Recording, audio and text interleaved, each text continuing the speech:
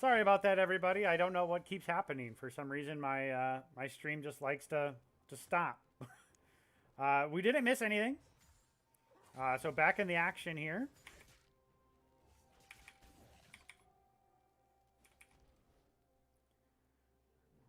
Nunu pulling out the red there to smite it. Don't worry, I rewound the stream too. All right, we see a big snowball coming in. Ooh, big CC chain there coming out. And then there's the Ignite, and that's going to be First Blood going over to Cho'Gath for SPASH. So, big CC chain there on the mid lane. Not much Galio could have done about that. And now we see that snowball coming down onto the bot. Not going to find anything, though.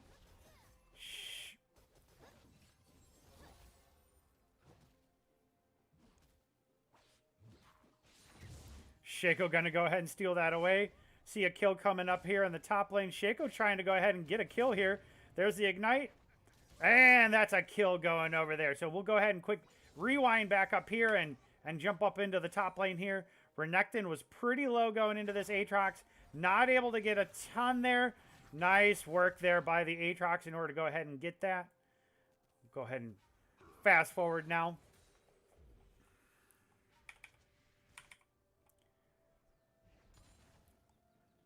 The series is tied 1-1. So winner of this game goes and gets to call themselves a state champion.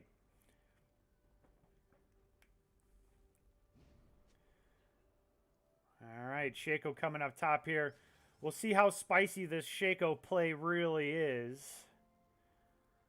Some pings coming out there.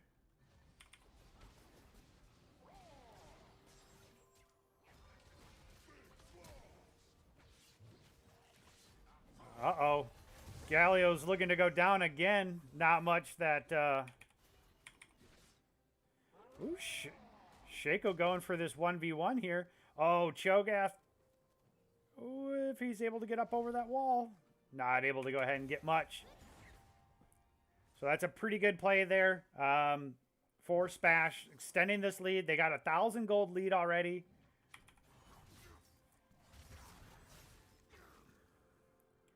Renekton just not trading as well as he would like probably right now into the Aatrox.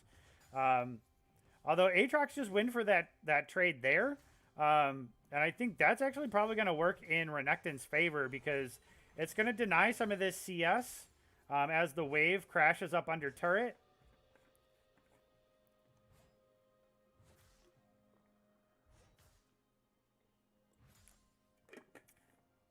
Go ahead and jump down here into the bot lane here.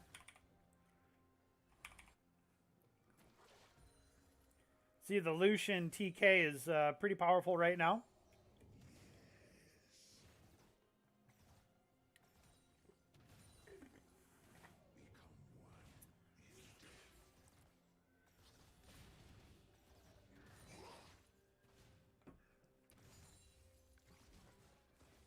All right, we can see that the snowball's coming.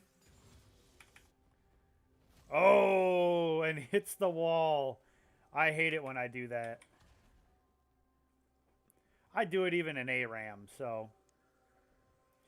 Yeah, you want me to turn the sound up? I can do that.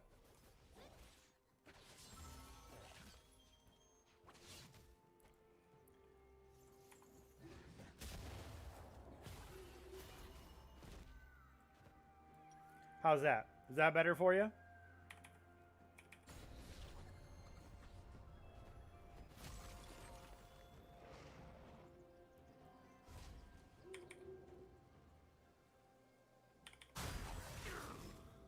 Alright, seeing, again, the early Grievous Wounds, the Executioner's Calling coming out here for the Renekton. I would say that's about a 95% buy as far as... Uh-oh. Ooh, Renekton just barely getting out of that.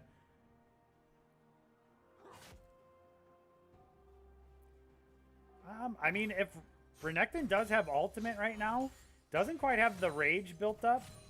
So, I mean, he could look to dash, alt, CC, and then maybe try to chase him down. But, I mean, You don't know where the jungler is. So, I mean, I can go ahead and respect that. You're being a little bit cautious. Meanwhile, Sheboygan's bot lane kind of tied up a little bit under turret here, just trying to get some last hits down. Lucian does have the BF already completed. I didn't realize Jinx is 2-0. We must have missed that when I was tinkering with the audio. But again, we do see that Shaco is coming up for a little bit of a little cheese action here. Some nice spicy Limburger.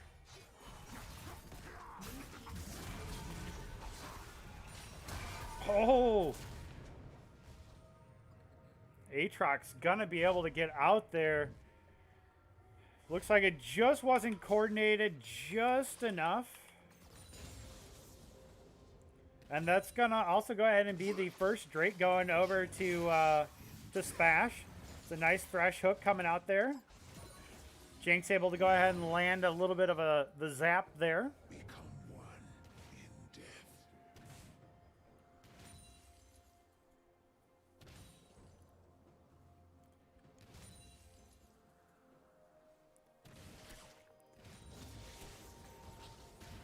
I mean, Shaco's been really trying to make this work here, but, like, he is almost down double the CS already to this Nunu. And the Nunu's only going to get beefier the more that he gets. He'll probably go Spirit Visage first, so that way he gets tons of healing.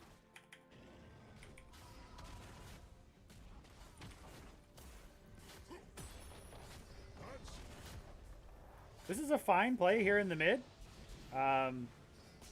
Both teaming up. That should help Renekton as well try to catch back up a little bit there within the CS department. Gonna need to be careful, though, because Nunu is here. So gonna have to go ahead and take the long way to go ahead and get back up to lane. So is gonna go ahead and miss a little bit of that CS under turret there. As Aatrox is just really keeping this wave pushed up. Has a level advantage now and a 2-kill advantage. So, oh, and that's again the CC combination here between the two here. So do a quick little rewind. I'm guessing we're going to see a snowball come in. Here it comes. Double the CC knockup. And there's the chomp by Cho. Not much you can do if you're the Galio, and that's.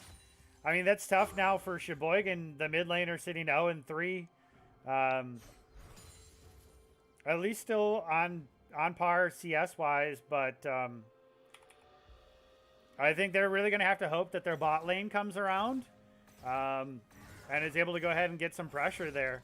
Otherwise, this is going to continue to be a mountain for them to climb. You can see that there's a lot of wards. They are, like, SPASH is respecting this Shaco.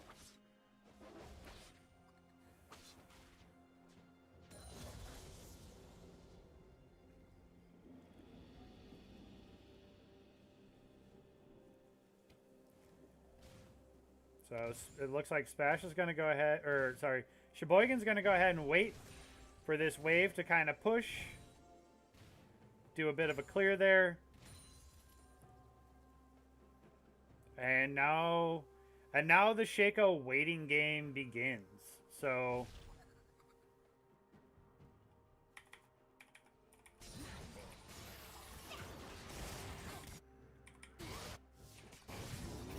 sorry, trying to figure out which one to go with there. All right, there's the Lucian ultimate, and then there's the Death Rocket, and there is not much that Sheboygan's able to go ahead and do there. Meanwhile, here comes the big snowball. Tom Kench, not much you can do but try to bring him right into the Shaco traps. And now you run. And not able to go ahead and get away. Jinx now sitting at 4-0. She is a beast. She's going to be dealing so much damage when she backs. She's sitting on 1,200 gold, so she is going to be able to go ahead and get her Infinity Edge, get most of her boots, probably her Berserker's Greaves, I would imagine. So this is now a very big uphill battle now for our friends over at Sheboygan.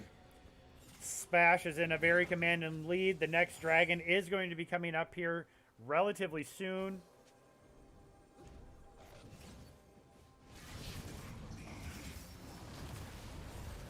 Ultimate's coming in.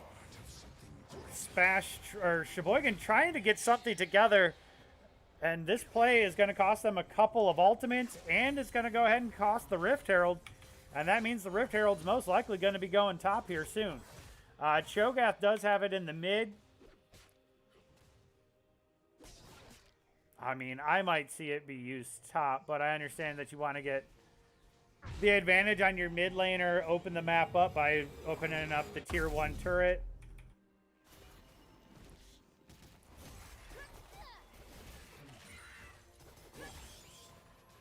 Nunu just chomping away. Over doubled the CS right now of the Shaco.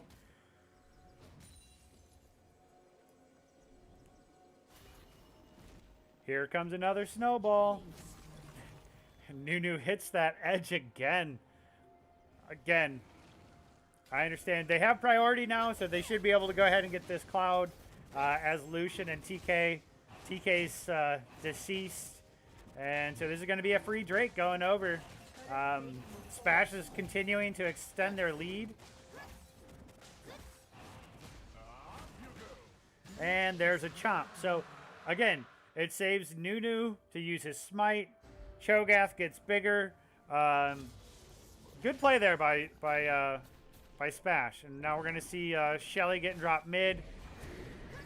While it's not going to give them first turret, it is going to go ahead and give them a ton of gold.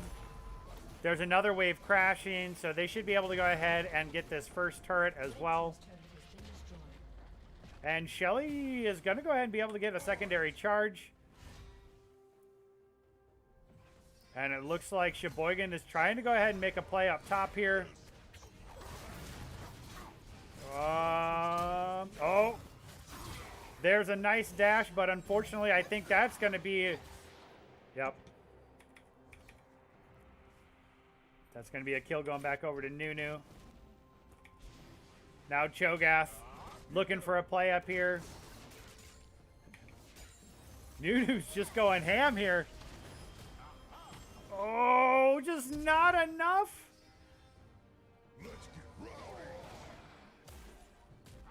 Oh! Goes for the Q and misses the dodge. That's unfortunate there. I mean, I want to say really good play by SPASH, but I think that was just kind of lucky. I mean, good on the Nunu in order to get the engage. But man, was that Galio so close to getting one turned back in his favor, and it just kind of feels bad.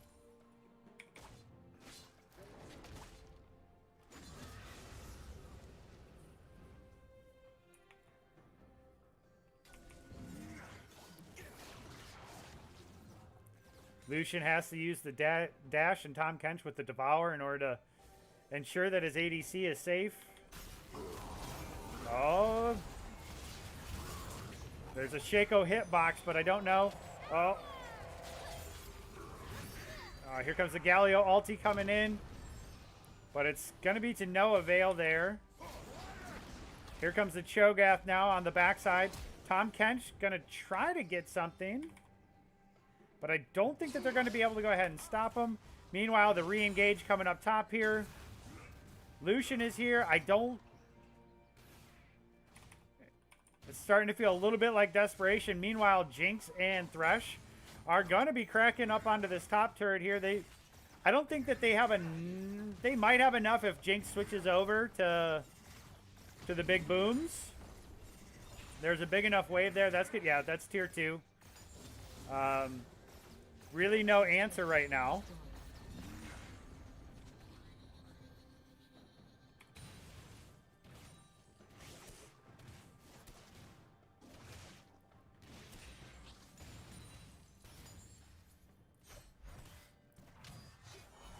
Again, Aatrox's just going to sit up here, just keep farming. Sitting down about 600 gold there too.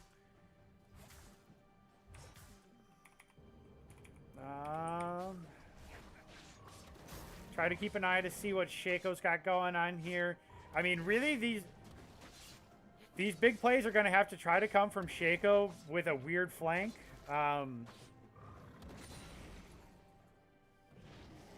But I don't know where he goes. Like, because at this point, Cho'Gath may be a little bit too big in order to get some of those early plays down. If he can find something on Jinx, that's awesome. There's Thresh landing the hook. Thresh is going to go ahead and just avoid the clone there. Ooh, the Jinx rocket just barely misses. Meanwhile, here comes the clone and the regular one. Oh, boy. Oh, boy. Run, Shaco, run! Oh, that's tough. And we're going to go ahead and Cho'Gath taking the Scuttle Crab here. Probably going to... Doesn't have Chomp, so... Or Feast. Sheboygan gets a turret back here. They're only about... And I say only, but 7k gold down. But, you know, with Jinx and Thresh knocking on the door here, it's looking tough here. I think SPASH is going to be cracking into the base. Thresh hooks the Tahm Kench. Alexa used the flash. I don't know if he needed to, but, you know, better safe than sorry. Now, meanwhile, Sheboygan is trying to go ahead and run it down here and trying to get something back in their favor. They're looking for a pick. Anything. Anything here. The Drake is up here. Tahm Kench coming in here. And unfortunately, there's the Chomp. Here comes the Galio ult. We're seeing a lot being used here, but what's it get? Boy.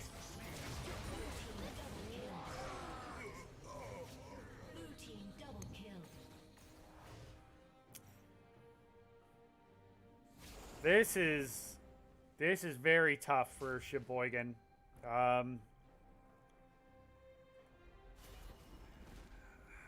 That's probably going to be the mid tier 2 going down, tier 1 top going down, gold difference expanding to 10,000 here. I don't know what to suggest here in order to try to help, or at least to commentate on how a comeback can be made.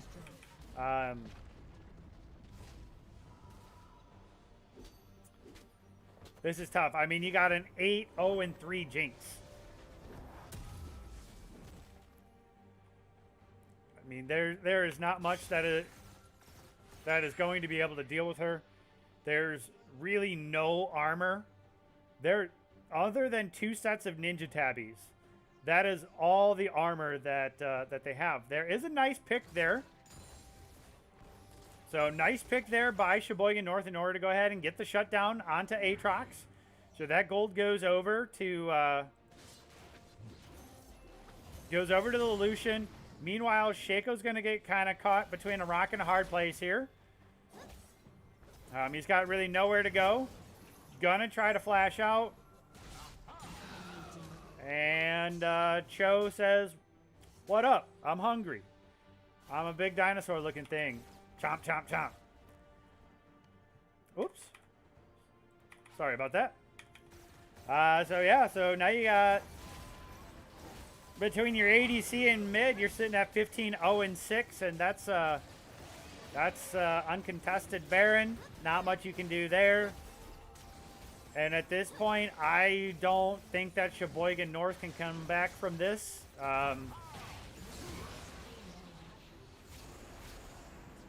I believe that SPASH is going to be our Division 1 champion.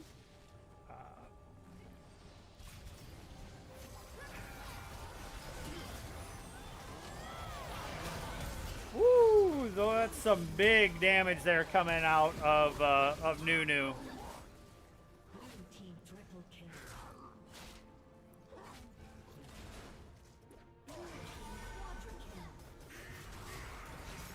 SPASH looking to maybe try to give give the Penta over to Cho'Gath, but I don't think it's there. I think you can just end.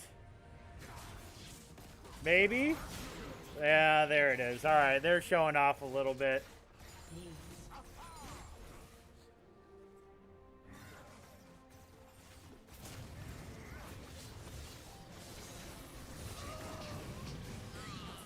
All right, Lucian gets one back there on the Jinx. Yeah.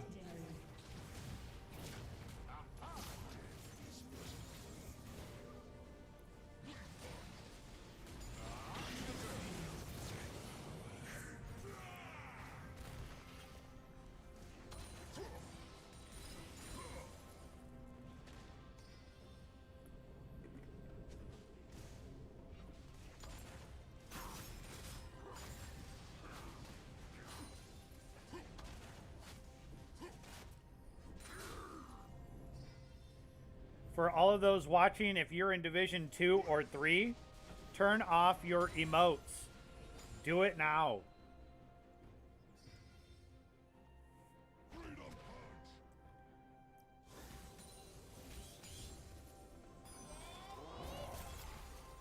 I know we're seeing them now and more in pro play, but our rules still stand that good sportsmanship is needed, and that means turning off your emotes. I get that it's a pentakill, but turn off your emotes. Here comes Jinx. This looks to be the final push. TK's gone down. SPASH should be knocking on the door here in order to go ahead and secure their first state championship.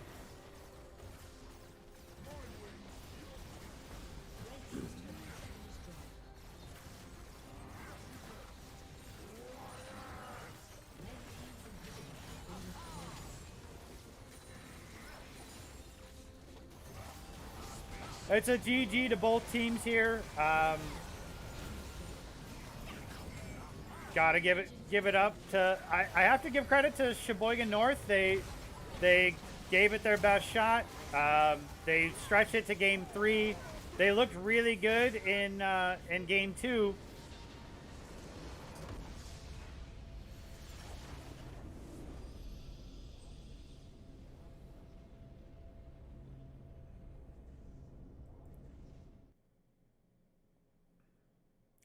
So congratulations to SPASH on their state championship.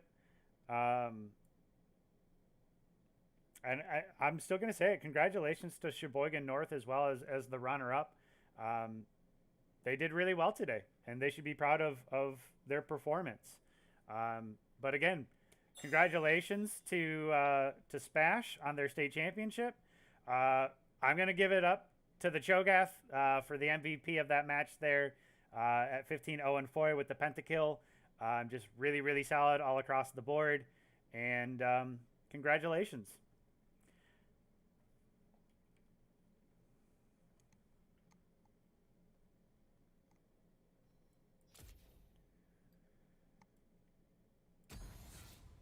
All right, so it looks like Wisconsin Lutheran is getting ready here. Go ahead and make sure that we upgrade. Which one? That one? Oh no, they got a new logo, didn't they? Where's that at? Yeah, there.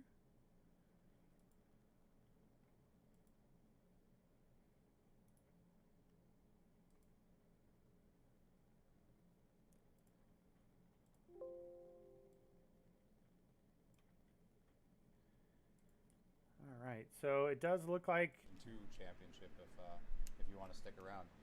I think I'm gonna grab some lunch and pop back in. I might be back a little bit before 2, but my tummy's a little grumbly. All right, sounds good. But definitely, we'll be back for sure. I'll be back for sure too. I'll be back a little earlier, and when we do have.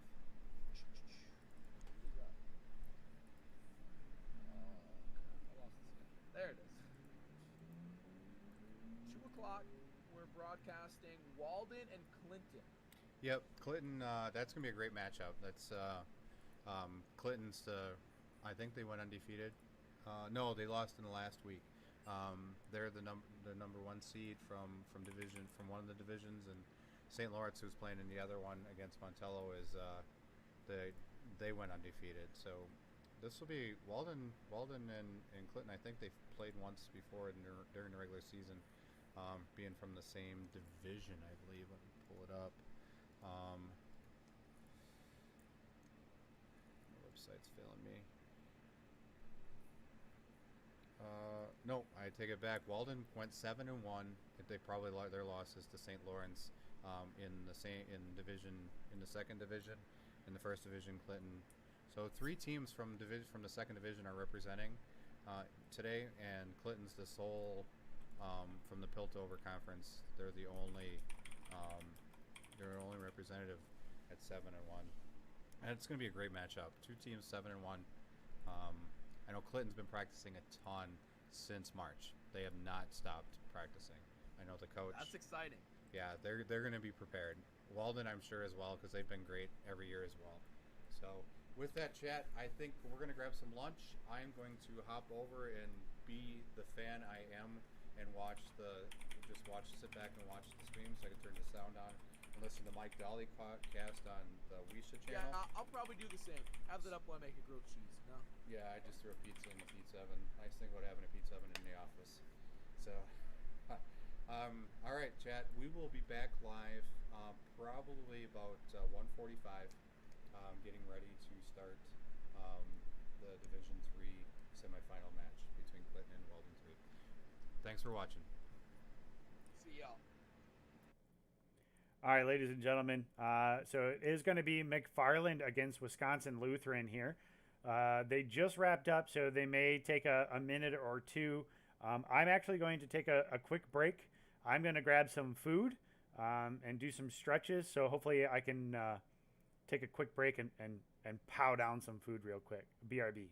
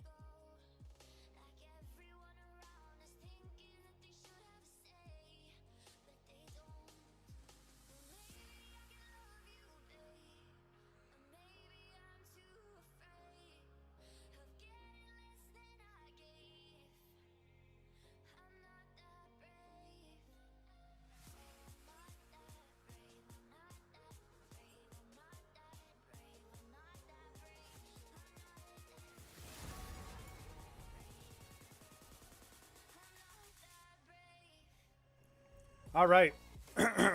Excuse me. We are back. Woo!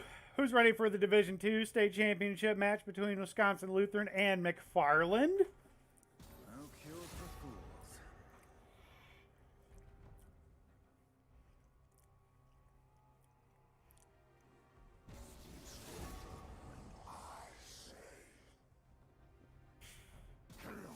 All right, again, for those of you that are just joining us, this is the Division II state championship between Wisconsin Lutheran and McFarland. We just finished with the Division I state championship that saw Stevens Point bring home their first championship title, with our state runners-up being Sheboygan North.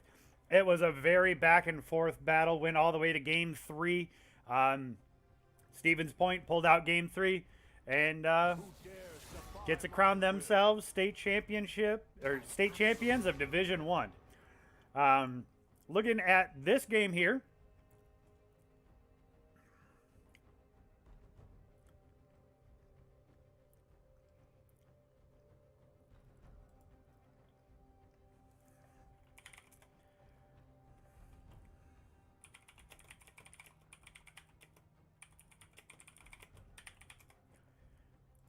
all right, taking a quick peek around.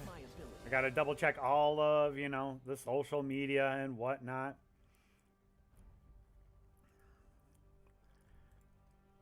Again, so if you're also interested too, at 2 o'clock, we will have the Clinton against Walden stream going on the Montello School District Esports and the Clinton County School District Cougars Facebook page. And then between 2 and 4, we'll have St. Lawrence Seminary going up against Montello. And that will be available on the Academy of Esports page. I will hopefully have some downtime between those matches as well. So who knows? Maybe I can jump in on one of those streams as well. Or maybe just, take a quick little break, We'll see. Well, who knows? Who knows? Maybe I'll even run to the Home Depot. Who knows? Maybe that Bed Bath & Beyond. Who knows? So jumping in here, looking at the picks and bans here.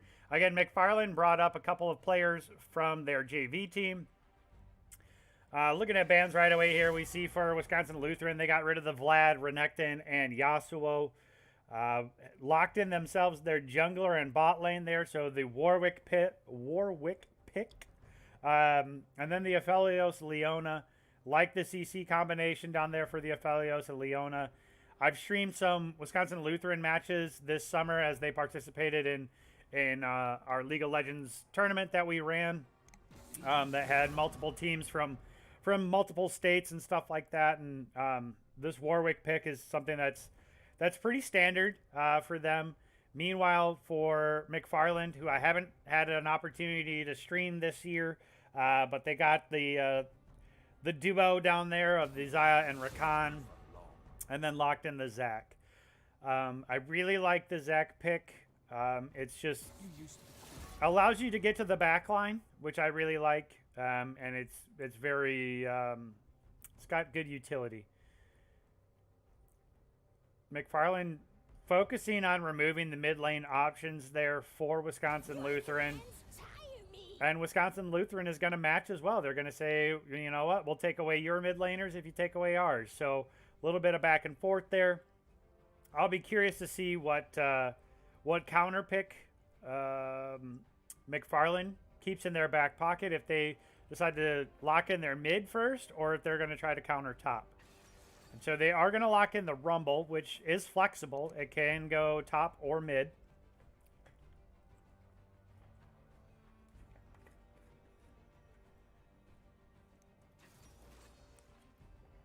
And Wisconsin Lutheran's going to go ahead and take the Galio. So the Galio offers a lot of engage, especially with the Warwick and the Leona. And we're going to see a Camille come out on the top. So, ooh, Camille into Ornn. Or could be, or they, I mean, either with any of those last two picks there, they can easily flip-flop. You know, we could see the Rumble go mid against the Galio, or we could see the Rumble go top against the Camille. personally, if I was the Ornn, I'd rather play the Galio. Camille is a little bit of a pain. There's a lot of slow. There's a lot of CC. Quick damage. Personally, I think if I was playing Ornn, I'd rather go against Galio. Just my 2 cents.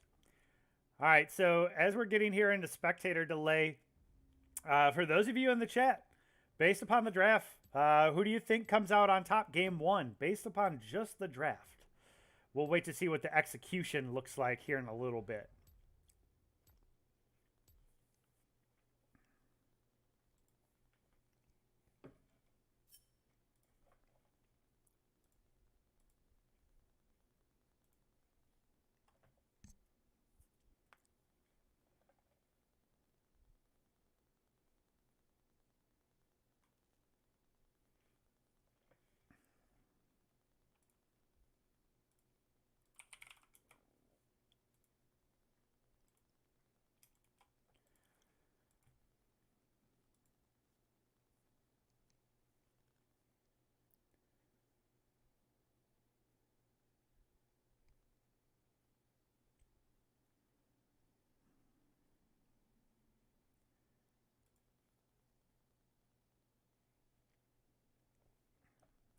Again, don't forget to join us tomorrow, too, where we will have the state championships for Rocket League as well, starting at 10 o'clock in the morning.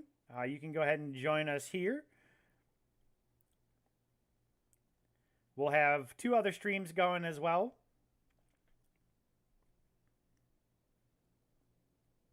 We'll be starting with Division 2.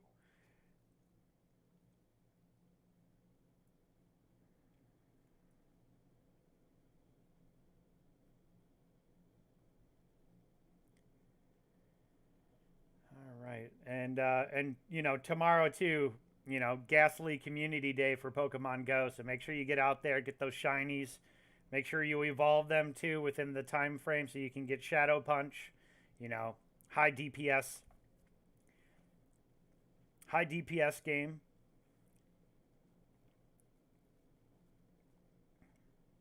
And for you sports fans, you know, tons of soccer going on now, which is enjoyable. I see Burnley is up 1-0 on Norwich right now. Norwich is down to 9 guys already. Oh, my goodness. So, I'm hoping for fantasy. It makes me look like a real big brain for captaining a Burnley defender. So, wish me luck, chat.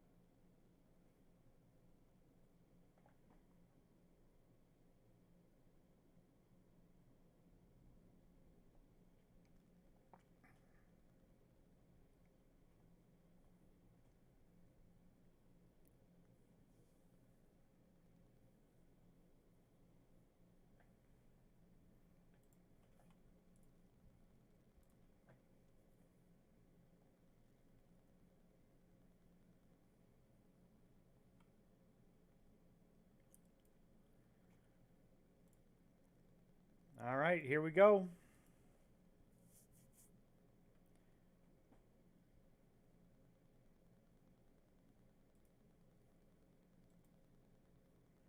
Oh, got nervous there. I thought my stream crashed again.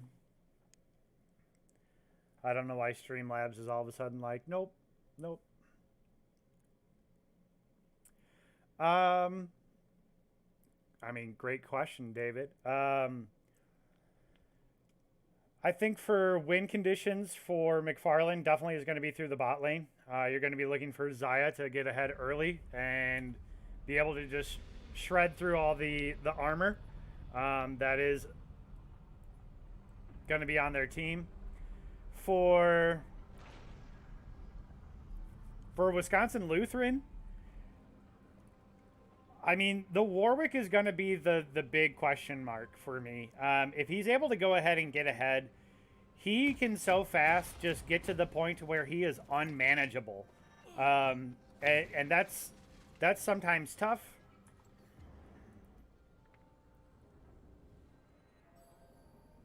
Just seeing if I could zoom out a little bit, but I don't think that I can.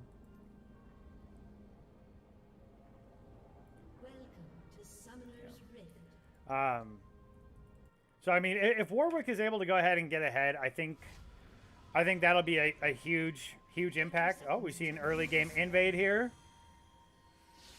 Again, McFarland flashing the mastery, which you're not supposed to do. It's considered unsportsmanlike conduct. So not very good sportsmanship here out of McFarland early game.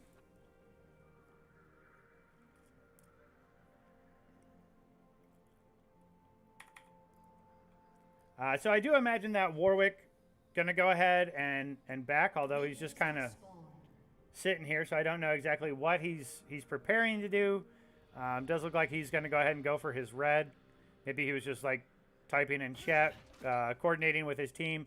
Galio does get a deep ward there on red, so that is gonna go ahead and call out that Warwick is clear to go ahead and go red, probably to blue, and then Gromp. Look for gank on level 3. I do think that this bot lane too for Wisconsin Lutheran has a lot of potential. Leona is underrated for the early game damage that she can put out. So I think if I'm the bot lane for McFarland, I'm worried about that, or at least I respect it. And again, I apologize. I don't know all the guns for Aphelios. I'm just going to call them out by color. That's a nice knock up there by the Rakan. Going to go ahead and get the early game, or the early ignite down and the early flash. Meanwhile, Leona's coming back in. Aphelios is trying to get some poke down. And Leona's just going to go ahead and be able to heal her right back up.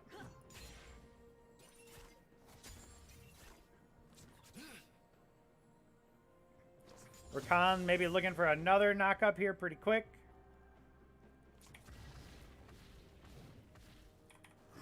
Meanwhile, up here on the top, Camille probably going to be bullying early game against this Ornn. Again, just trying to jump around a little bit here just to make sure that... There's a nice Leona engage there. Gonna go ahead and see, is this first blood going over to the Galio? Oh no, it's going over to the Warwick, which I think is even better. So you get the Warwick started there early. That's an assist going over. Jump up into the top lane. Camille close to, you know, putting that pressure already down on Ornn there as well. And now this wave is going to go ahead and be crashing under turret here pretty soon. Meanwhile, in the bot lane, we have a lot of sums down. Here comes the TP. Again, there's that early game Leona CC I talked about. Oh, Galio gets the taunt there as well. There's the knockup. And there's the Leona damage. And CC gifts one over to the Aphelios. And that is a huge advantage now for Wisconsin Lutheran here in game 1.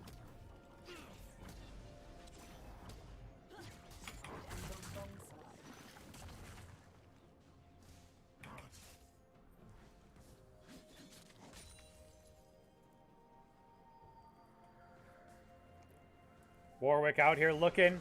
Gonna go ahead and find the Zac and Rumble, but smartly presses the W as fast, or sorry, the E as fast as he can. Makes him tanky, gets the fear off, and is able to just go ahead and back safely. Aphelios and Leona back in here. Aphelios has enough gold in order to get the BF sword if that's what you choose to go with.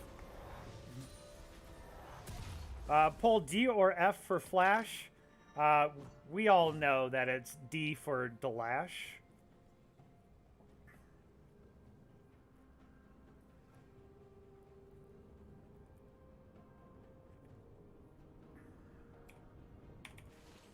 Galio needs to be careful here in the middle. Zac is there in the back stealing chickens. Could be looking for a gank here. So And here he comes. Able to go ahead and get the knockup. I don't know if Rumble's got like the damage there, but at least Zach was able to go ahead and get in the way. But Zach's got to be careful because he doesn't have his passive available. Oh, and that's a nice kill going up over into the top lane. So what I'm going to do here is I'm going to quick rewind, jump up here into the top, and just see exactly how this goes down. It looked like Warwick was able to go ahead and get the kill going over. Here comes the Camille. There's the CC. The Warwick with the fear, and that's going to be all she wrote going there. Galio sticking around here. Little bit brave for my taste, but, you know, to each their own. I assume that he's going to want to try to go ahead and get the wave into a position to where he wants it.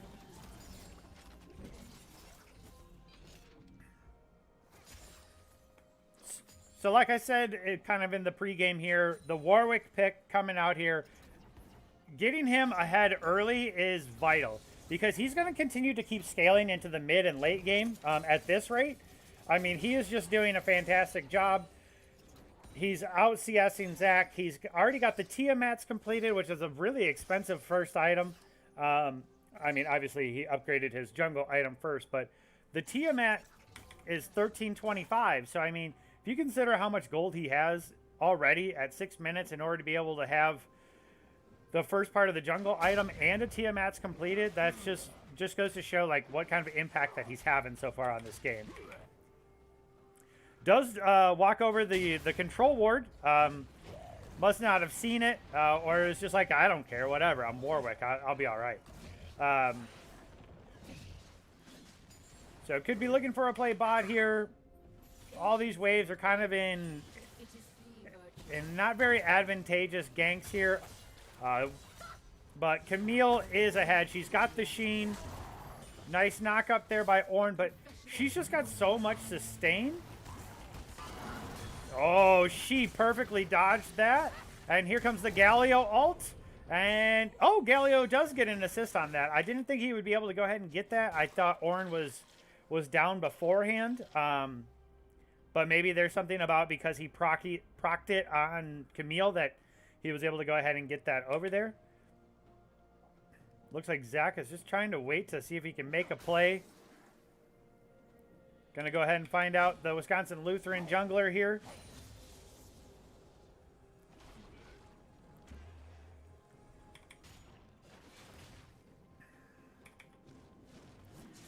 All right, Warwick starting up the Ocean Drake. Can easily solo these by himself. Warwick is one junglers that can easily do this at level 4. Oh, Camille's got to be careful here. She's close to being able to take turret shots. Ooh, and there's the knockup. Ornn going to go ahead and get the solo kill going down there. So well played by Ornn. Meanwhile, Warwick doing a bit of deep invading here. Wondering where Zach is. Zach committed to that a lot. And Rakan not going to quite go down. But Warwick is here. And there goes the Zach passive. There's the snare, or the CC. And there's another kill going over for Warwick. Zach's looking for the re-engage. The crescendum comes out. It's not going to be enough. Zaya's able to go ahead and get I don't think it was a shutdown on Leona, but able to at least get a kill onto Leona. So Zaya gets one back. Zach gets one. And, yeah, overall, biggest issue is that that Warwick is 4-0 right now. That is the big problem.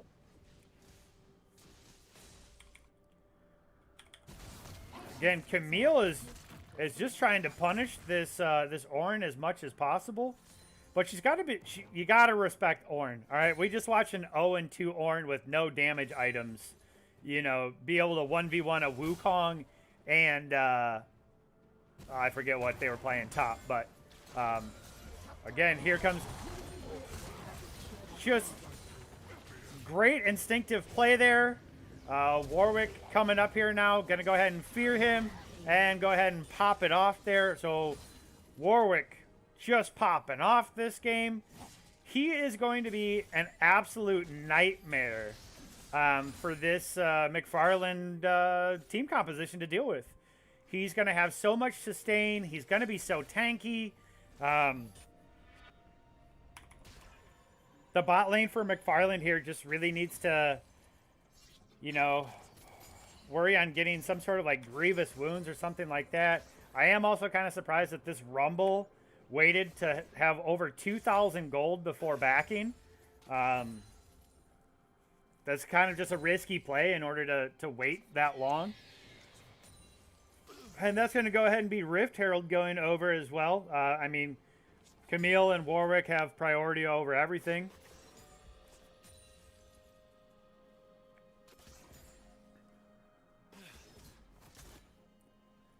Thanks for moderating, Tristan. Appreciate it. The unsung heroes of Twitch. Rakan coming in, but Zaya's not exactly there. And here comes the Leona in there as well, the grand entrance. And there's the Sun Lady dropping it down. The Zaya tries to go ahead and get it to go, but not able to. The TP is canceled by Camille there, so Ornn must have stopped the TP. Meanwhile, Warwick is here again, and that's going to be another dead Ornn. And Camille is just snowballing as well. And so, yep, here comes Shelly. Shelly's going to go ahead and help take down the first turret here. I think Camille can get it down to the point to where it's just the one shot. Yeah. Oh, maybe not. But, I mean, it's there.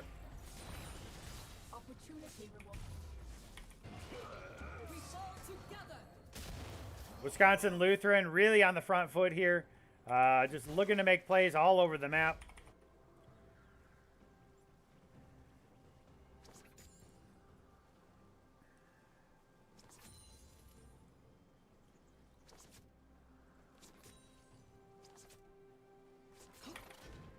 Again, Camille is just punishing them. Rumble trying to rotate, but I don't think there's much that Rumble can really do in this situation. He himself is relatively squishy, even with that just, was it the guide? Yeah, the haunting guide. And meanwhile, Camille finds Ornn again and just says, what's up? Meanwhile, Zach here in the mid lane, 2 levels down here, just trying to get some additional CC. And there's the Zach ultimate. Just in order to escape a little bit here. Not able to go ahead and do much.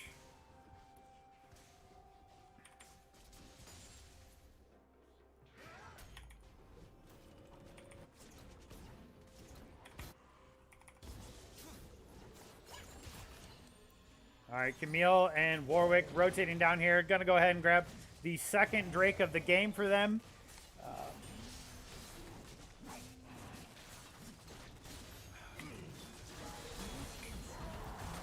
All right, here comes the crescendum. That's 1 for Camille, and that's going to be Leona sitting up there on the Ornn, and that's going to be another one for Warwick. So Wisconsin Lutheran looking extremely dominating here in game 1.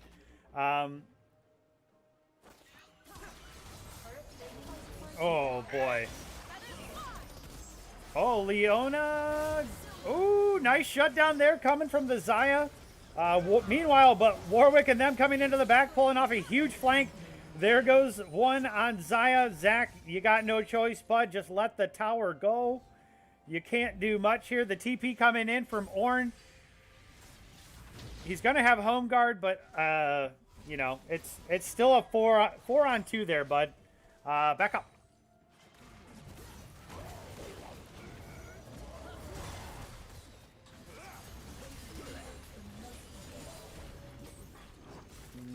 There's Zach passive going down. That's going to be another one on Zach. Ornn trying to re-engage.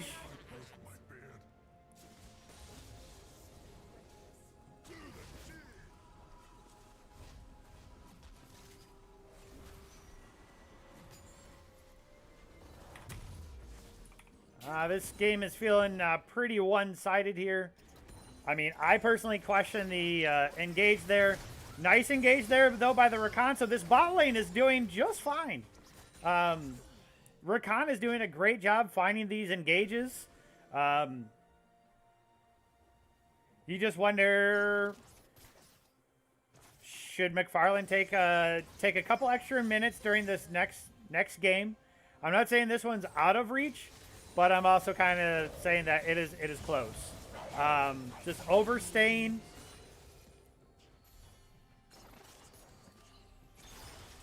Oh, here comes the Galio ult. Knocks up the Ornn. Ornn's not going to be able to do much. But the Rumble ult's going to come down, and that's going to be at least a lot of damage. Yeah, that's some good burn there as he's getting close to completing the Leandries. So that's going to be helpful. So, I mean, McFarlane pulls a couple back. I would say that's it was a decent trade. Good shutdown gold going to where it needed to go. I think the hardest part here, though, is that I don't think Wisconsin Lutheran is going to let them get to the late game stage of this game. They are so far ahead in this early to mid game that I truly believe that Wisconsin Lutheran is probably going to go ahead and have this game one in their pocket. I don't want to put a time on it, but I do think that they are so far ahead right now. There's just not much that can be done.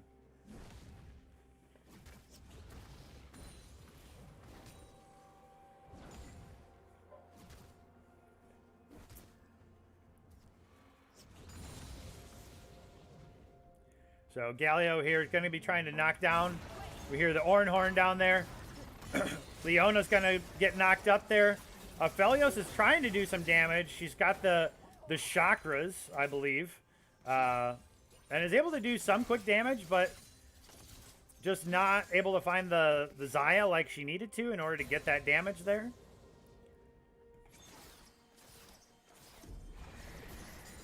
All right, another Rift Herald being dropped up top here. The Rumble ult coming in as a defensive, trying to clear these waves. Really just needed to let it just be that, but it's going to go ahead and cost him his life. And now Shelly's going to have at least one more opportunity to charge and start to crack into these inhibs. Ooh, nope. They are able to stop it. So good job there by McFarlane. Zach trying to engage. I don't recommend that. Meanwhile, in the bot lane here, Aphelios and Leona should be looking to go ahead and chomp down on this tower. There we go. So this should be the bottom turret here as well. Gold lead for Wisconsin Lutheran is nearly at 10,000 at 18 minutes. So again, this is a very uphill battle here for McFarland. And it looks like they are calling in order to try to get themselves onto Soul Point here. And it's going to go down very fast. And there's no way McFarland can contest this without, giving over a couple of kills. So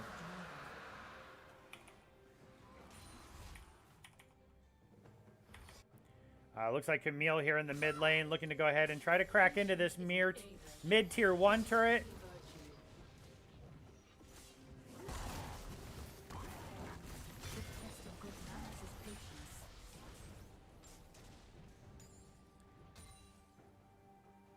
All right, so McFarland's got enough defensive stats in order to keep pushing him off.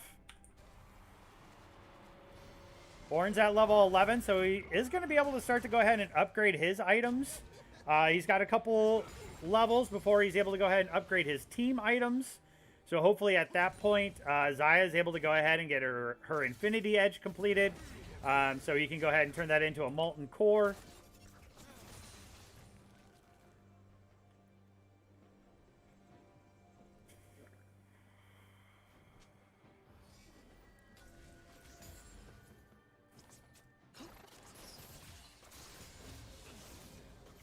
Looks like Leona is looking for the engage. There it is. And they got the CC there. There's some damage going down. Zaya trying to get there, but she's not able to go ahead and get away. And there's the Camille ultimate onto the Ornn. And that's going to be a 4-for-1 trade. And Wisconsin Lutheran cracks tier 1 mid turret. Looking for tier 2. Might even be looking for... Oh, Zach, you...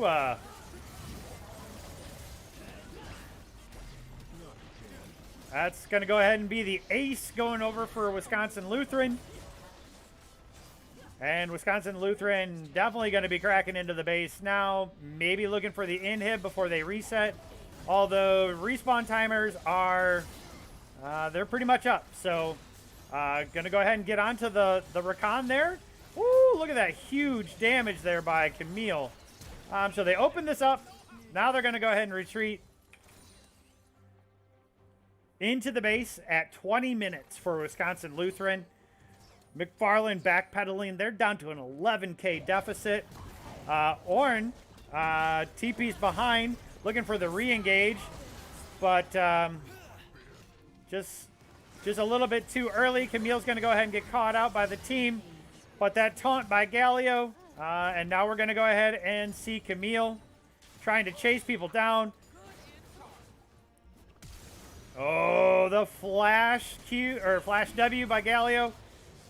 Wisconsin Lutheran looking to end pre-25 minutes.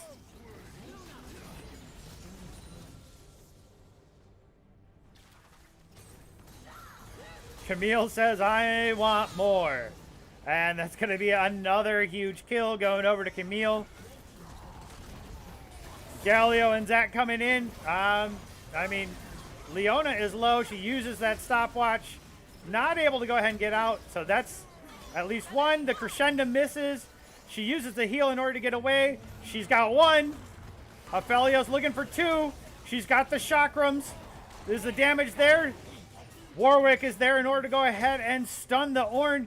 Warwick got the chilling smite down. There's another kill going over. And Wisconsin Lutheran is looking to end before 23 minutes in confident fashion. There does go the Aphelios overstayed a little bit too long or didn't respect the MR damage, and there's another shutdown as well. So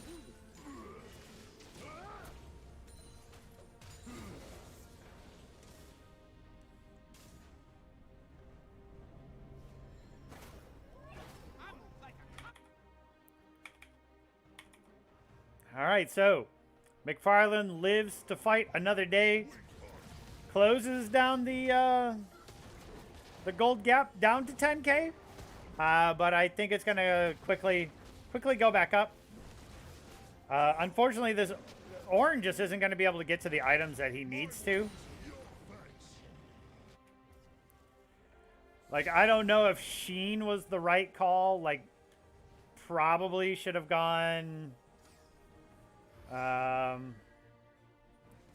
mean, I probably would have gone for at least a Bramble vest if I'm spending 1,000 gold.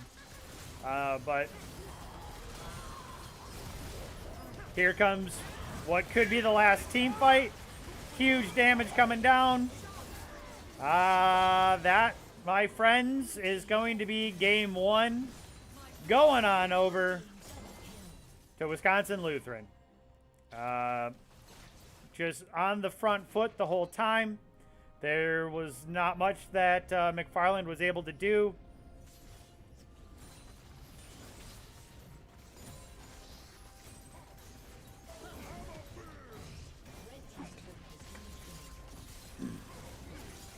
And that's going to be game one going over to Wisconsin Lutheran.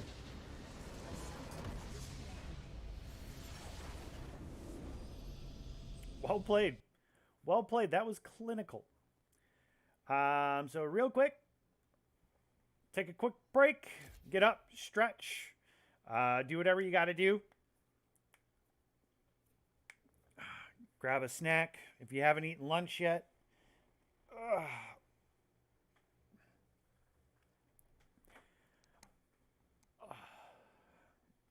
Actually, I'm going to go grab some more water. I will be right back.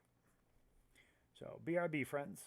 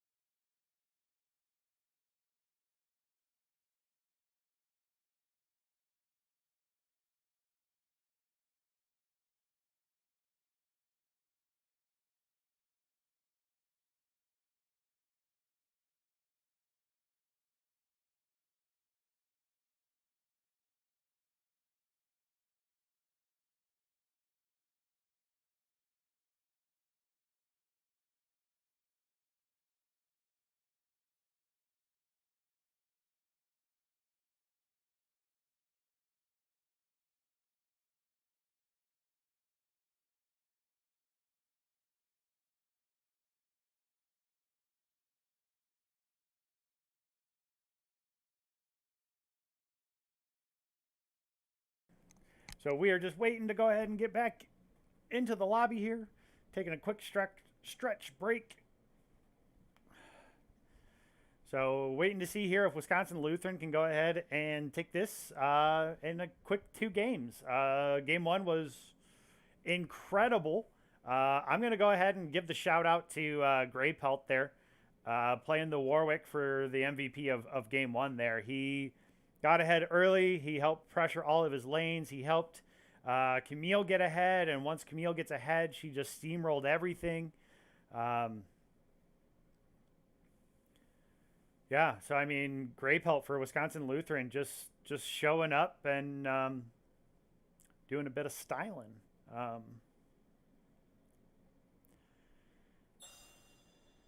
I think if I'm McFarland, definitely ban the Warwick.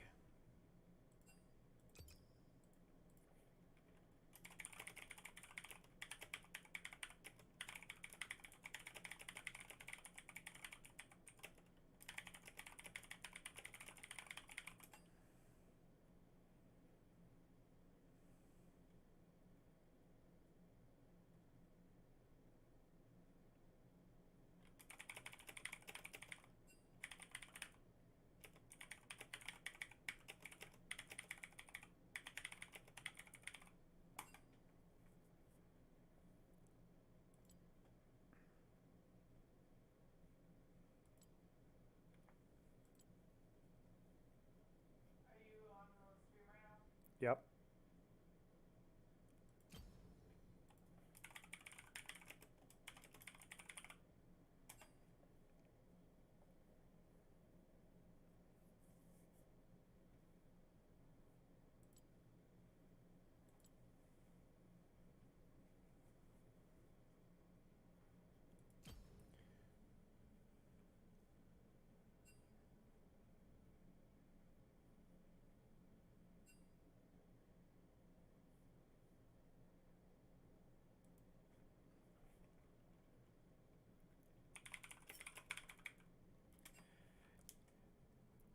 Yeah, every lobby that I've been playing, there's no Last Whisper. I mean, and I've been rocking. Last night I got back-to-back first places, playing 4 Vanguard and 4 Dark Stars. I was able to get, you know, because I'm playing with Mord and Karma already, so there's the 2 Dark Stars. And then, depending on what the lobby looks like, I was able to go ahead and get a couple Shakos, and like my original intention was to just roll the Shako, like just go ahead and put the GA and IE on them and exchange that out later. But it was really nice to be able to go ahead and take that 2-star Shako and just kind of move it around the back line, because then I could just target everybody's back line as well. And then once I got to 8, I was able to throw just even like a level 1 Jin in there, and there's just so much more damage that I was able to do, so that was really nice. I played quite a bit of TFT this week, so not to brag or anything, but it was nice.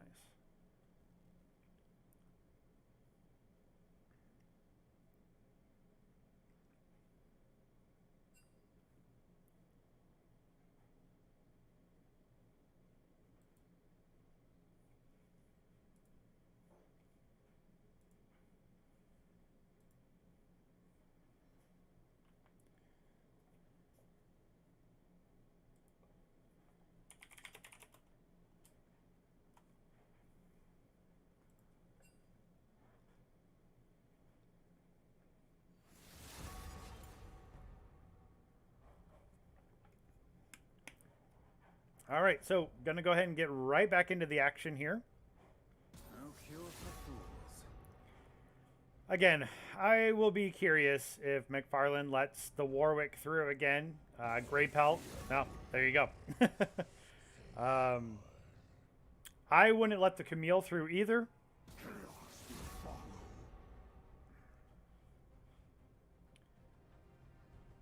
So Wisconsin Lutheran, to me, says that they're looking to go ahead and ban out the top lane. I didn't think the Galio was too bad. I just don't think that the Rumble was the right pick into the Galio. I'm absolutely livid. Yeah, I'm okay with a Vlad ban too. And the Aphelios is going to be the third and final ban there. Right away, Great Pelt locks in the J4.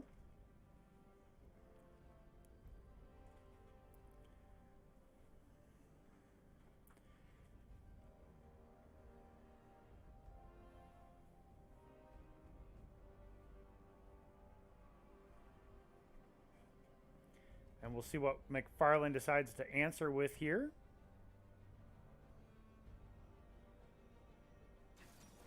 Going to go ahead and take the Syndra mid. So a relatively safe mid lane pick here. And it sounded like somebody was playing really well on Syndra in the McFarland Dells game. So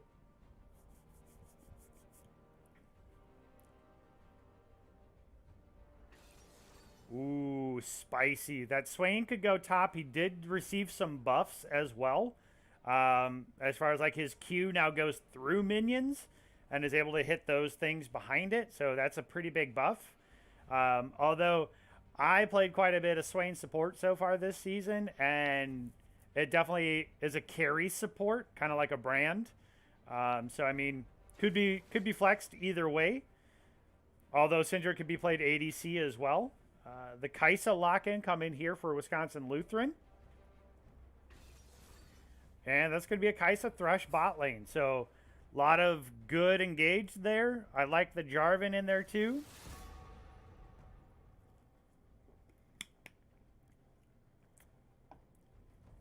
McFarland is just grabbing whatever they want right now. All that's left really is their top, or yeah, well, top and support would be my guess.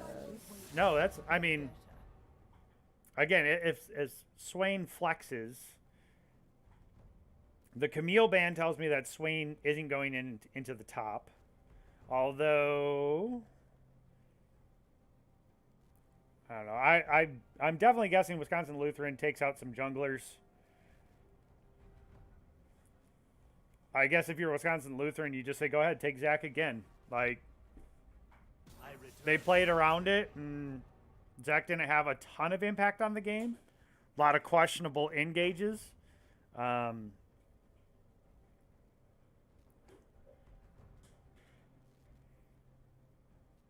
So I mean, if I'm Wisconsin Lutheran, I want them to take that Zach again.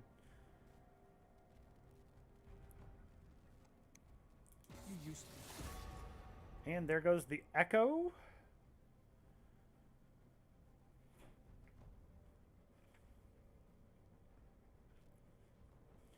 And last but not least for Wisconsin Lutheran is going to be the Ornn.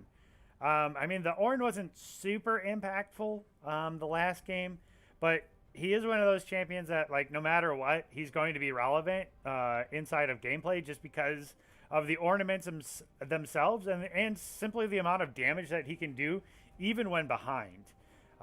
It's just a ridiculous amount of damage. So,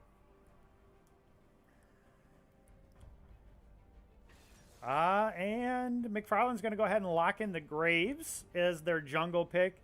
So I'm guessing that they're holding on to their top lane as the counter pick here.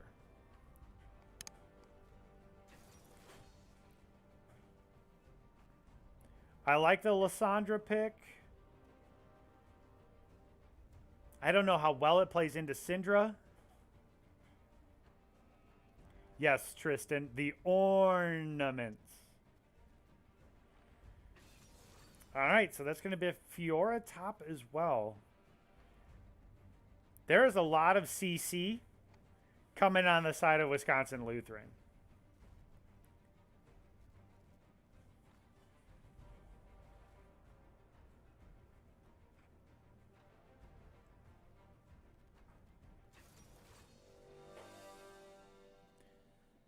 Okay, so that's a Jax top, or a Jax jungle, Swain top.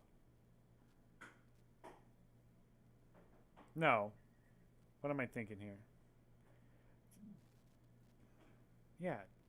It's got to be... No, it's Graves jungle, Jax top, Swain support, and then Syndra mid.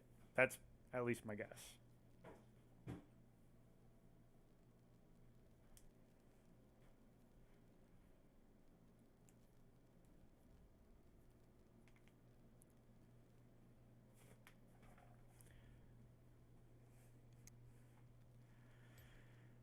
All right, so win conditions for McFarland, Ash.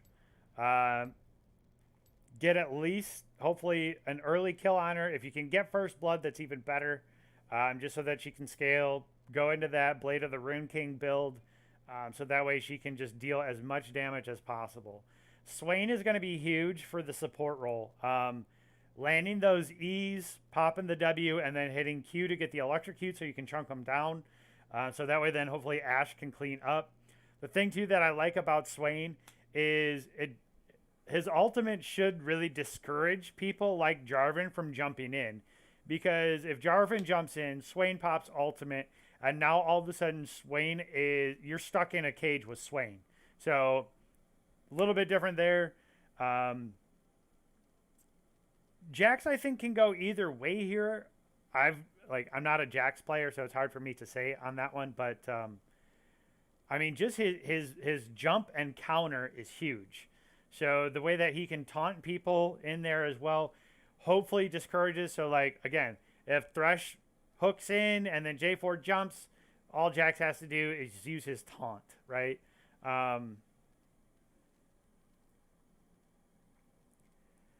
Yeah, I have to early game. I'm probably gonna give it to Wisconsin Lutheran. Fiora, I think, is going to have an advantage in the top against Jax in that matchup. Just because of her dash, and depending on where the vitals show up as well, could make that really tough for Jax. And he's probably going to have to use his jump as more of like a defensive play.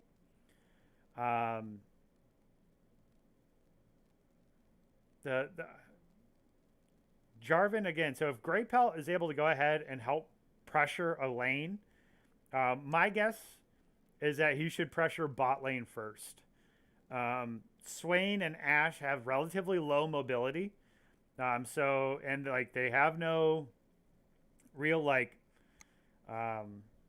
quick out. Like Tom Kench devours and spits Ash out. Swain is unable to shield and really support his Ash. He's able to support in the sense that he has some CC. He can, deal quite a bit of damage in order to help. But ultimately, it's still going to be tough. So,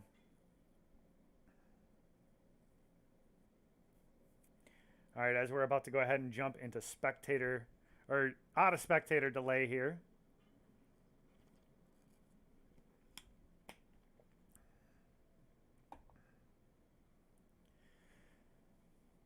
All right, Wisconsin Lutheran up 1-0 over McFarland. If they win, they are the Division II state champions. Most likely right after this game, Division III will be starting. So we will have Clinton going up against Walden 3rd, and then St. Lawrence Seminary going up against the Hilltoppers of Montello. So it's the Montello Hilltoppers against the St. Lawrence Seminary Hilltoppers. Only one can mount the hill. So we will see which Hilltopper comes out on top in a little bit.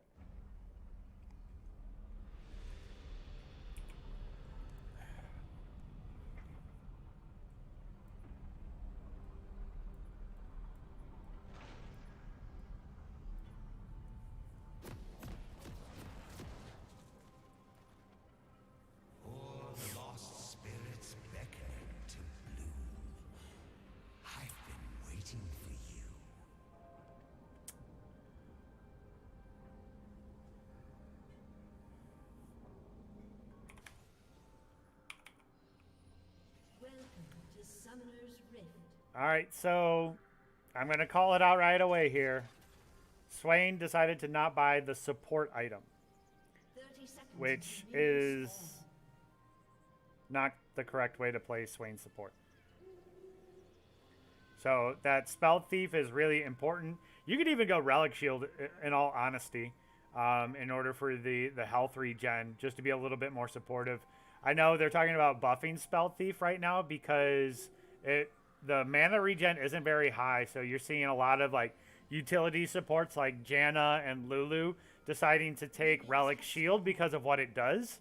as far as like regen and stuff like that, and just omitting Spell Thief in general. But definitely for Swain, you need Spell Thief. It gives you, number one, that gold income, and number two, it gives you a little bit of additional AP. So just from this build alone, or from this start alone, I'm going to say that Wisconsin Lutheran is at a very large advantage then. Jarvan. Okay, going red Krugs. Not usually the path that I like to take, but, you know, whatever floats your goat.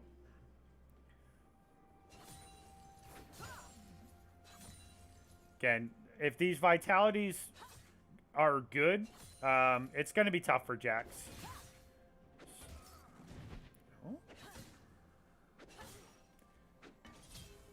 So that's a good trade there for Jax. Was able to get... So Jax too, every third hit. Uh-oh. Go ahead and jump down here to the bot lane. Let's rewind just a couple seconds more. So Thresh lands a nice hook. There's the fillet. And then there's the Ignite going down as well. So...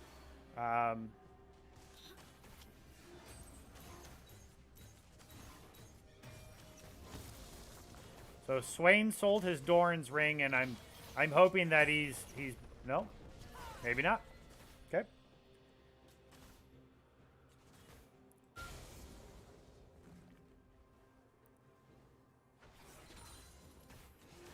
So I think Ash needs to play this really carefully right now too.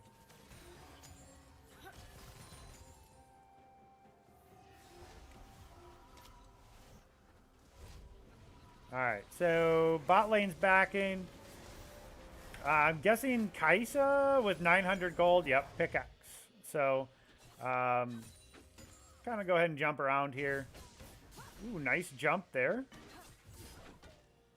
Ooh, Jax. Oh, got it. Well played there by the McFarlane top laner. Dodged all over the place. Didn't allow... Fiora in order to go ahead and get that hit that she needed. So good job there by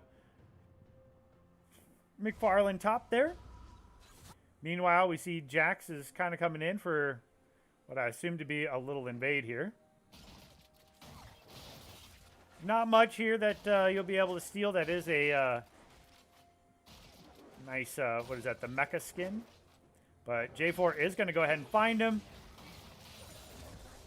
And we will see who wins in a 1v1 here, and I believe it's Graves, but Lysandra is coming here. Yep. So, it started out as a good play, but there was no exit there for Graves, so it's tough.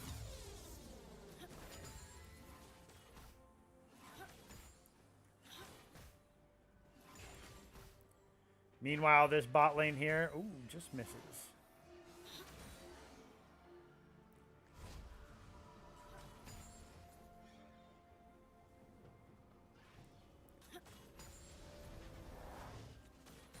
So Swain decided to back for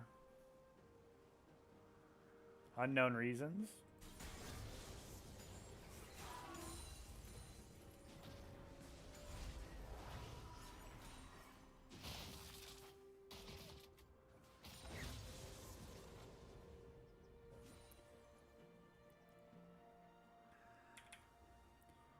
All right, so Jarvan is once again finding that Graves is somewhere in his jungle. So I do like the pressure that Graves is putting around the map here.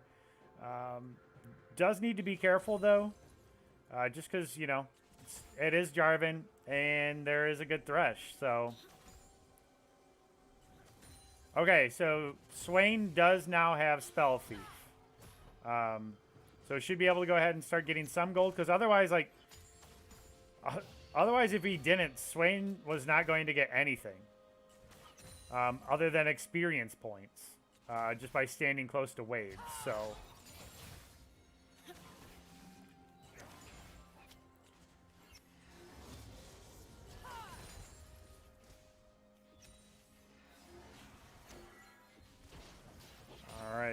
take a quick peek here.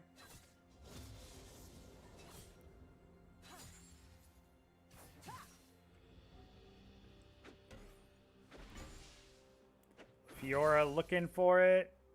I mean, just gonna keep poking, and that's completely okay. Like, that's all you really want to do against Jax is make him spend all of those potions, and then just hope that you can just keep trading. Lysandra is being pushed by this Syndra. Jarvan is here to look for a play. Gonna find it. Maybe. All right. Oh, there's a flash. All right, so that's a win.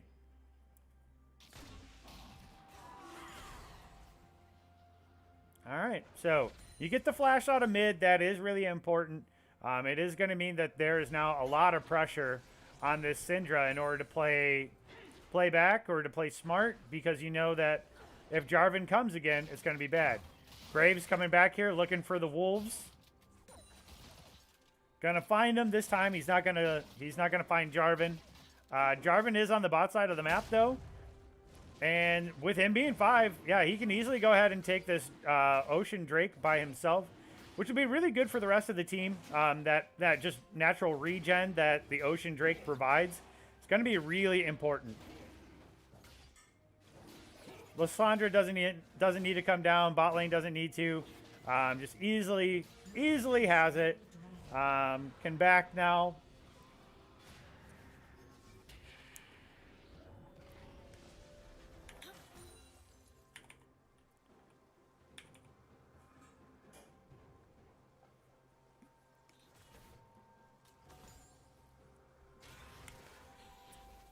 McFarlane's bot lane is playing very defensively right now.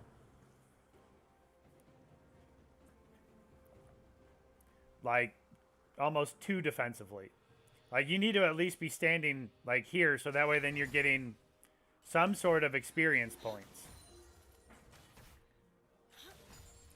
They are level 6, so they are ahead a little bit. But as far as the CS goes, I mean, Kaisa is already 1,300 gold ahead. So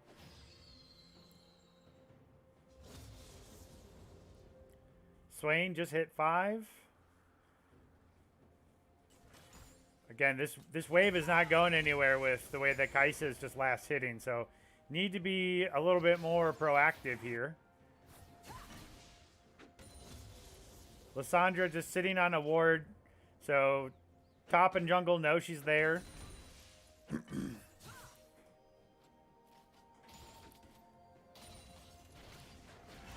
Oh, so close for Syndra, but not able to go ahead and get it. Lysandra's going to have to come down now and answer the pressure that this Syndra is going to be putting on the mid turret.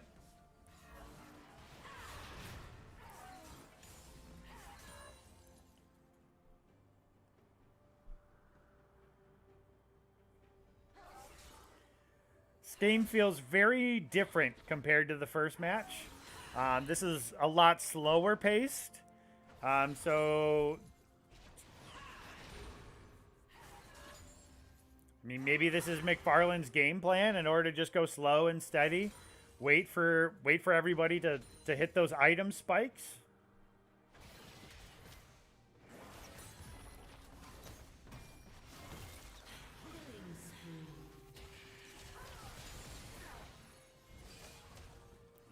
All right. All right, Swain's getting some hits there.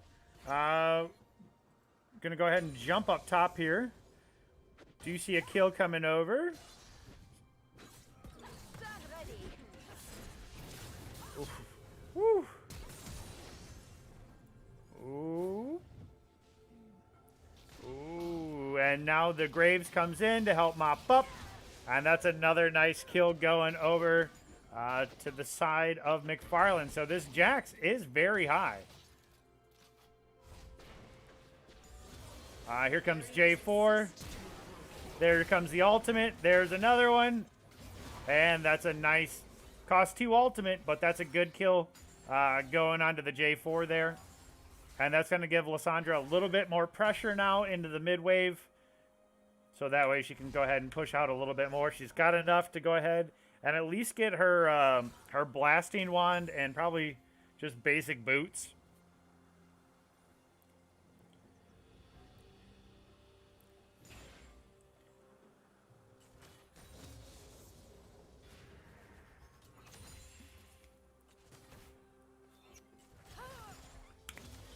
Meanwhile, down here in bot, Kaisa is just farming. She's even got a bounty on her now because of how much that she's farming. And to me, it's a little scary that she is almost 65 CS ahead at a little over 11 minutes.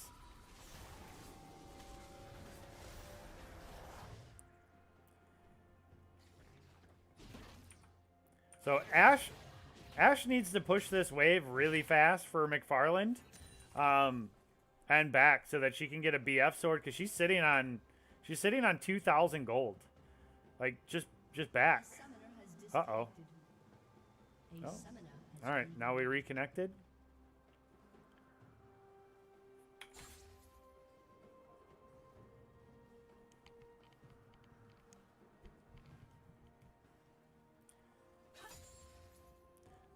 Jax is up here, looking to go ahead. Gonna get the taunt, and this is gonna be another kill, I think, going over to the Jax, and it is. So this Jax is so far ahead now. Ooh, and Lissandra got one mid. Go ahead and do a quick rewind here. So gets a knockup, and then there's the ultimate. Well played there by the Syndra, so she gets ahead. Gonna go ahead and probably get at least one, maybe two turret plates off of this push, unless Jarvan comes here to push the wave, and it does look like he is going to be doing so.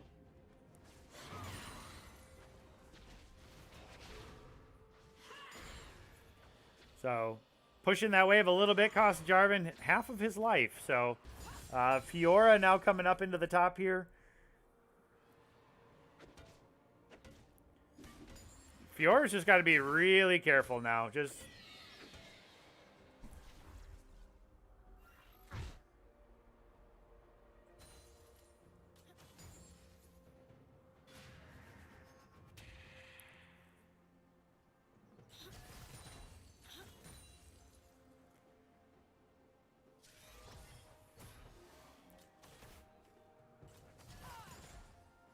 so this is a night and day difference from game one. Like, it seems like McFarland really just decided to slow down and play patient. They got two, I'm going to say, hyper carry champions, one with Jax up here, and I'm going to say Syndra as well because of how she's playing in the mid here against this Lissandra. But, I mean, this is a night and day difference compared to game one.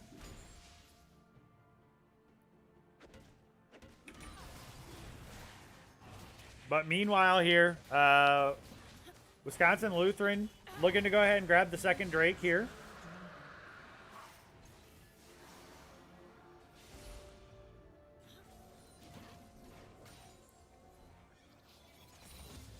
I think the problem, though, with playing as passive as McFarland is, this Kaisa is going to become ridiculous. And she's going to be easily able to go ahead and just sweep through the bot lane here just really fast. Blue team's turret has been destroyed. All right, Jax gets another 1v1 here, so 5-0. So maybe the goal for McFarland bot lane is to just hang out and chill, don't let them get anywhere while Jax just continues to split push and try to win the game via split pushing.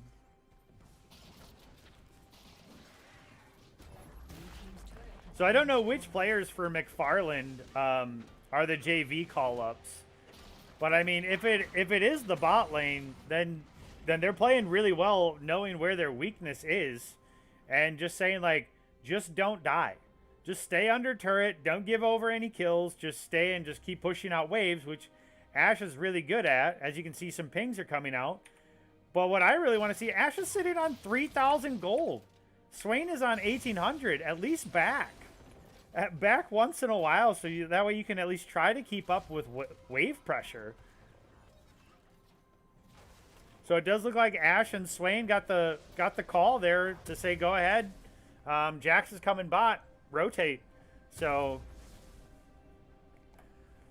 little lane swap action coming here.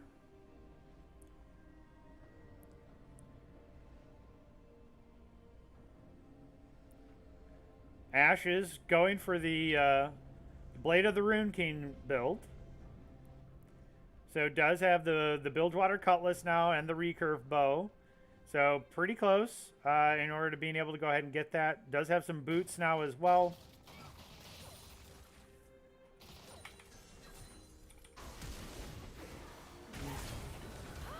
Jax is so far ahead, he literally just tower dove. And now he's got the taunt out as well, but that's at least a shutdown going down. So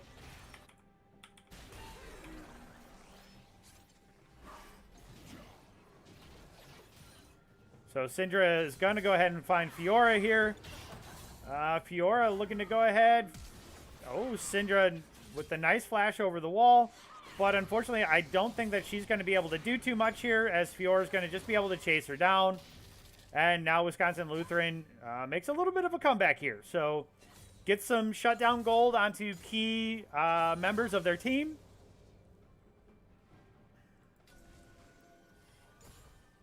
Swain and Ash just moving as a unit here. Sitting on a ward though, so we're gonna go ahead and get dove here.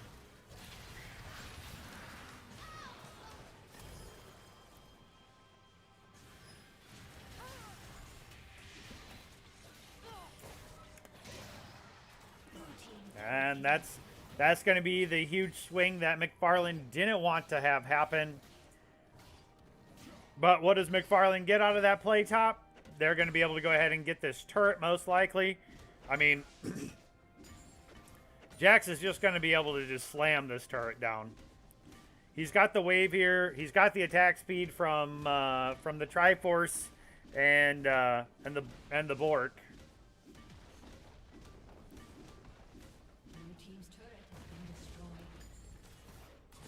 And Wisconsin Lutheran's going to go ahead and answer as they claim their own turret here. The Ash Arrow lands onto Thresh, but I don't know. Oh, actually, this is turning into a very nice play for McFarland.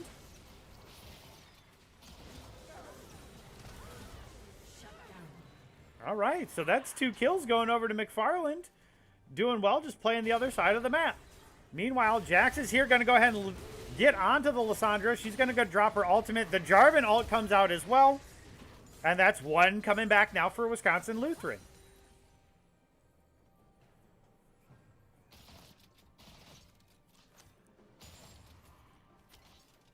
All right, Wisconsin Lutheran looking to go ahead and put some pressure down here on this dragon. If they get it, it puts them on Soul Point.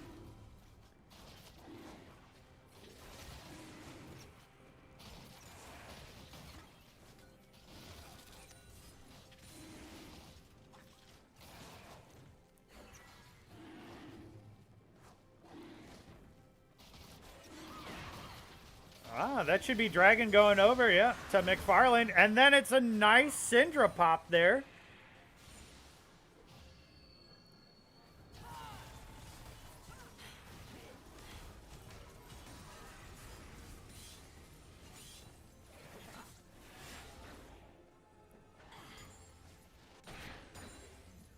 This is a, this feels like an entirely different McFarland team from the first one.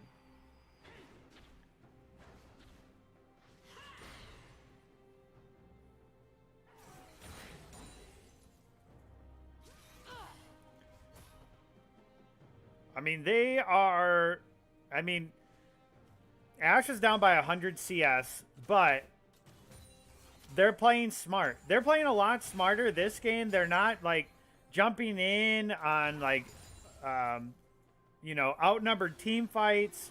Like, they're playing really, really smart right now. And I give them credit. They are bouncing back in this game too. That I didn't on game one. It looked pretty bleak. So it's nice to see that they are able to go ahead and turn this around in that kind of favor. Thresh lands a nice hook there on Syndra. There's the fillet. And there comes the power now of this Kaisa. Kaisa tries to flash away. Unfortunately, Thresh is all by himself. And that's going to go ahead and be Swain going down. Or, sorry, Thresh going down. Again, another nice play there.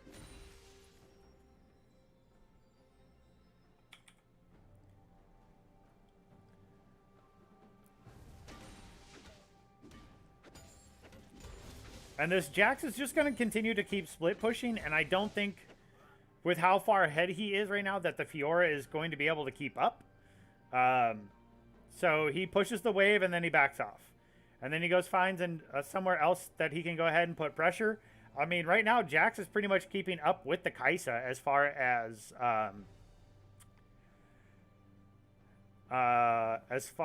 CS goes. Sorry, my brain is starting to fry here. My sleep deprivation is starting to come in. So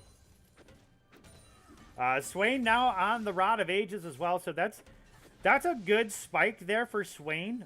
Gives him a lot of mana, a lot of health. Just going to be able to give him a lot of sustain. So if he's able to go ahead and put a little bit of extra pressure somewhere else on the map for his team, or to, you know, just land an E here and there, even if he just throws out a W for like a sweep reward, basically, it is going to be beneficial for their team. So we see Thresh is going to go ahead and find Graves, and that's going to be a shutdown there for Kaisa for Wisconsin Lutheran.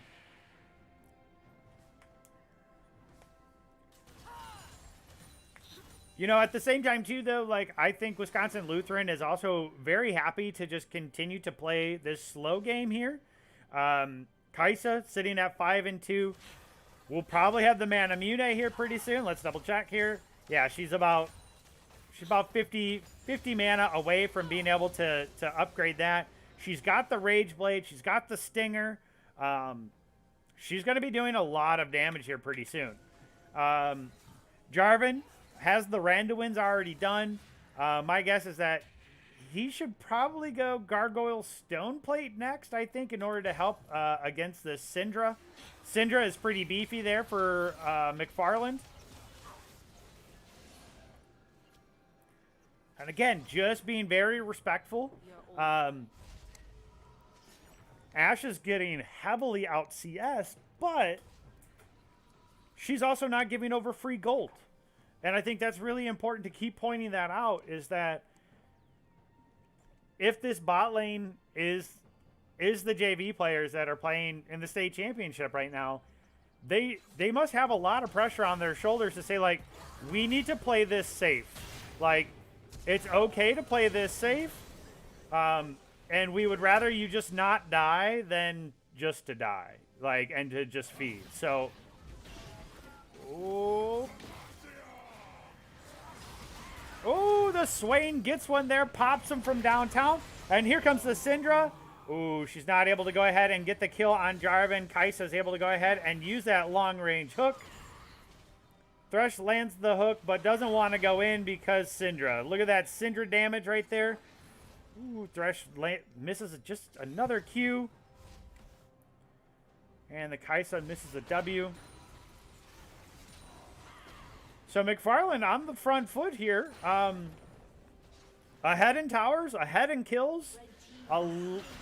Tied in dragons now. Looking to go ahead and try to work for their next soul point there. This is a very good good match here for McFarland.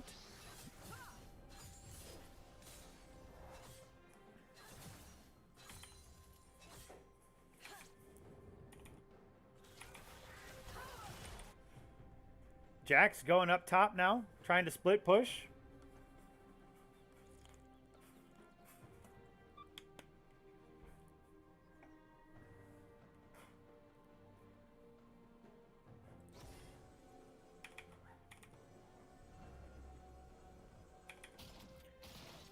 Jarvan's going to go ahead and find the Graves there, clearing out his ward. Meanwhile, McFarlane kind of trying to go ahead and establish vision around the Baron pit. Ooh, nice play there. The Swain gets the pull. Uses the flash out of the Jarvan ult. Ooh, Graves getting really low. He goes down to the Kaisa. Meanwhile, now the chase is happening. The Swain ultimate comes out. Well, it's a 4 against 4. So, I mean, I say go for it.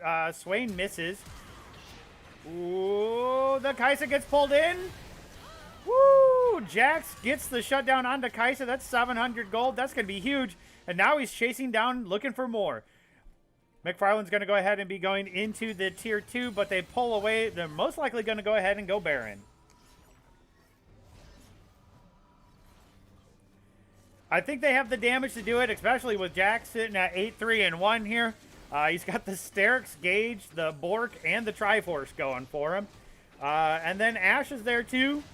Ashe and Swain can deal some damage as well. In order to help with this, they're about halfway done. Here comes Syndra in order to help. This, I don't think is going to be contested. And that's going to be a free Baron going over to McFarlane.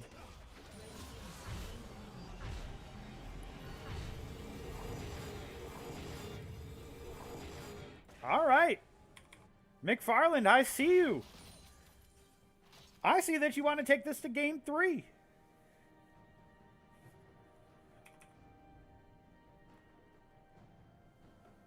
Fiora is getting really close here to go ahead and completing her death dance. That's going to be huge for the regen. Meanwhile, Graves is down here pushing a cannon wave, and then up on the top, Jax is pushing as well. So really going to go ahead and stretch Wisconsin Lutheran out to like this 1-3-1 composition. There's really, I don't think there's anyone on Wisconsin Lutheran that's going to be able to go ahead and answer this Jax up in the top lane. So they're going to have to send Kaisa and Thresh up there. Which that's committing a lot of resources, because now your Lysandra is alone against a Syndra. So this Syndra just protecting the cannon minion here. I'm just hoping to be able to go ahead and let it just chip away at that mid turret. Meanwhile, down here on the bot side, Graves and Swain down here. Swain just misses the hook. Jarvan decides to use the flag and drag out. Syndra, again, back here now, just protecting these two cannon minions as they just chip away at that mid-tier 2 turret. But as that's happening, now Jax is pushing up here. So again, this is really, really smart by McFarlane. Just really separating their resources. They know where they have an advantage, and they know. All right, Jax is pushing. Ashe sitting here in the mid, able to try to catch up, I guess, a little bit here. And again, you just keep forcing them into this 1-3-1 composition. Keep continuing to pull their resources away from them. Split them up around the map. Let your damage dealers do what they do.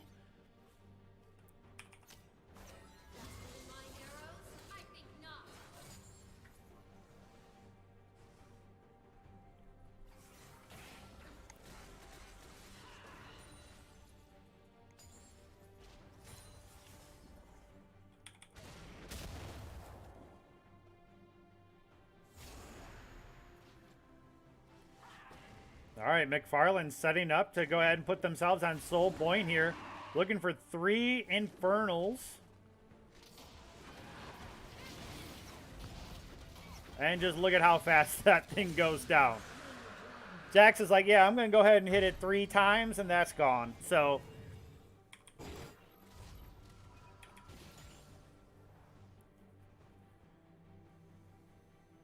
I think Wisconsin Lutheran here,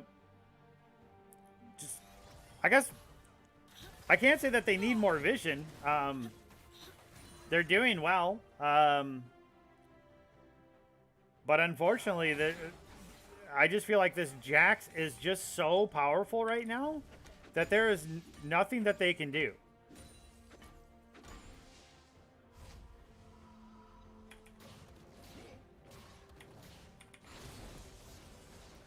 And Syndra's now getting to the point to where, you know, she's got the Banshee Veil and the Ludens. She's got the Blasting Wand next, so that could be... I mean, it could be a lot of things. It could be Leandries. It could be Rod of Ages. It could be, I think, Morello's.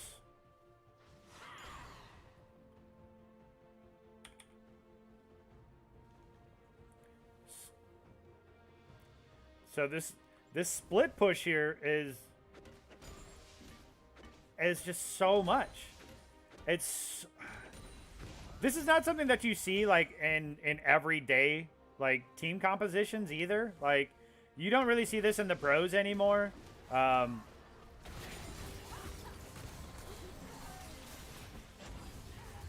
Jax is just so tanky that he may be able to 2v1 this. And now that Syndra is here too, here comes a big play down in the bot side here. Syndra's able to go ahead and get out, so Jax, oh, huge damage, just not able to do enough onto the Kai'Sa. Kai'Sa's now going to be able to mop up the Syndra, so that's a huge pick for Wisconsin Lutheran. They could turn this, but again, up in the top side, Graves just pushing away here, trying to go ahead and get something out of it. Looking to try to go ahead and at least crack into the base here. Not going to be able to quite do it. Jax drops the ultimate there. Not enough in order to go ahead and Swain taking the blue buff. So trying to deny some resources here. Leandry's coming out there for Syndra. So that's going to be some huge sustained damage over time.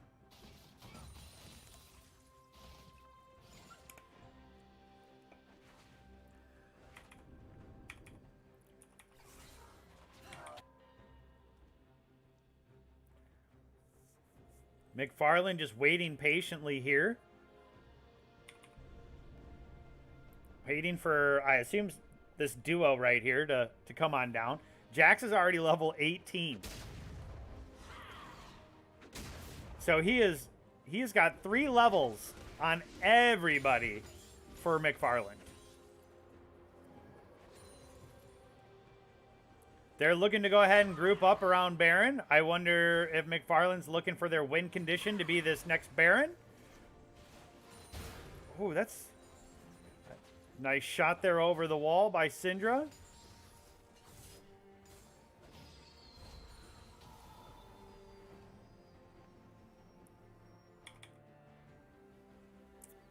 All right, they don't have much vision. I don't think that they should go for it, but what do I know, right?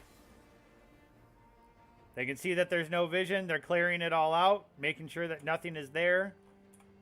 Oops. All right, they're calling for it.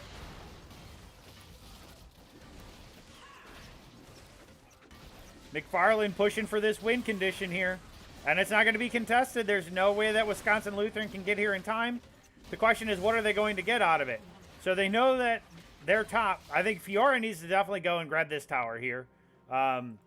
Because now they are going to be pushing. They are looking to try to grab at least the next dragon. Or maybe at least try to cheese something here. But honestly, I think McFarland just runs it down. Nice defensive flash there. Again, Graves is now pushing this out. Graves is trying to go ahead and crack in. Blue team's turret has been destroyed.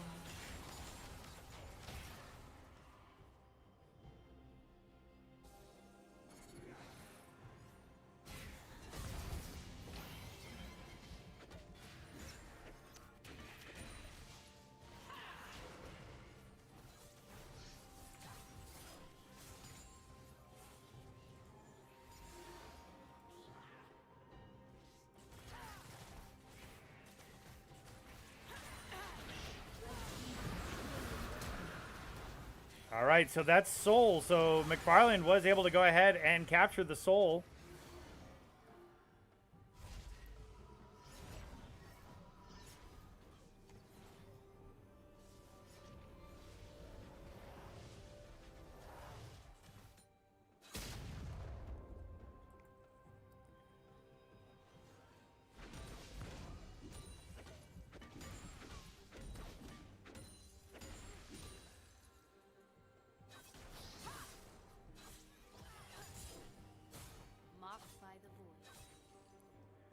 All right, so I'm going to go ahead and try to jump around here as I answer some questions.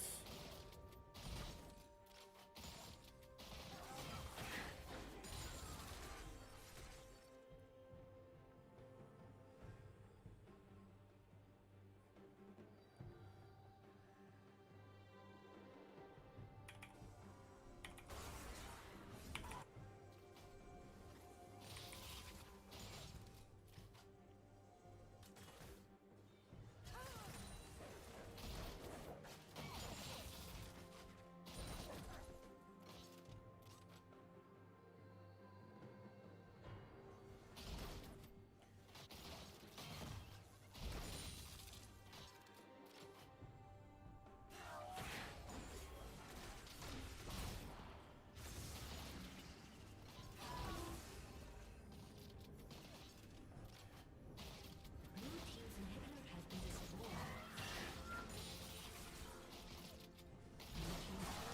been destroyed.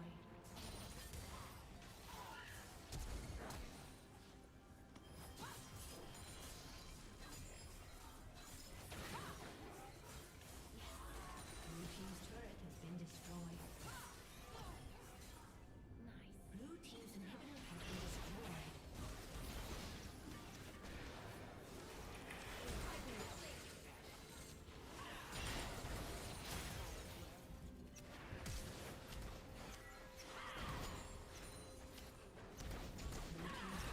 Blue team's turret has been destroyed.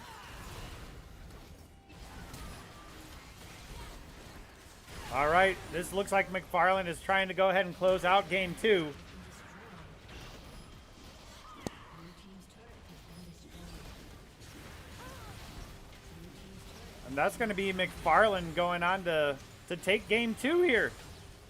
Much different looking team than in game 1.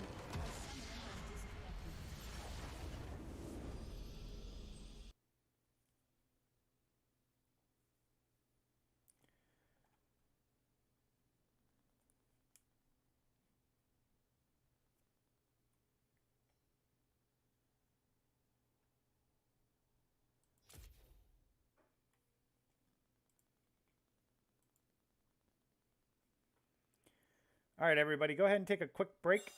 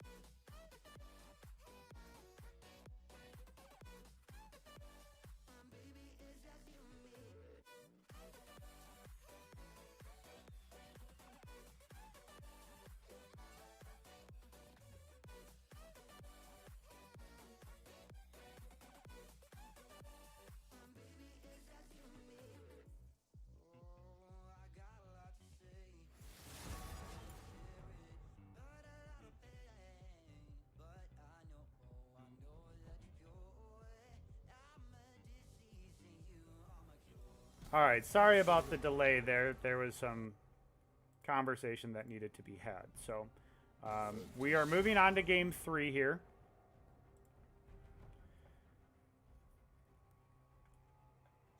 Let me at 'em. To darkness, their power grows.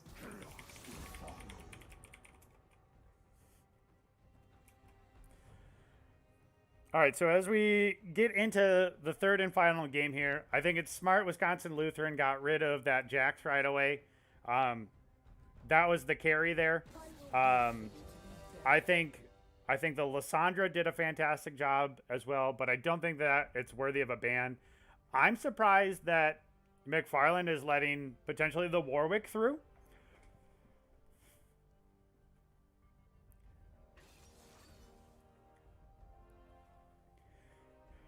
Wisconsin Lutheran's going to go, or sorry, not the Lysandra, the Syndra is what I meant. See a Wukong locked in right now. We're going to go ahead and see a Mordekaiser. So I'm guessing since the Wukong is on Grave Pelt that is going to be used in the jungle. Ooh, and the Caitlyn. I like the Caitlyn pick. A lot of long distance poke.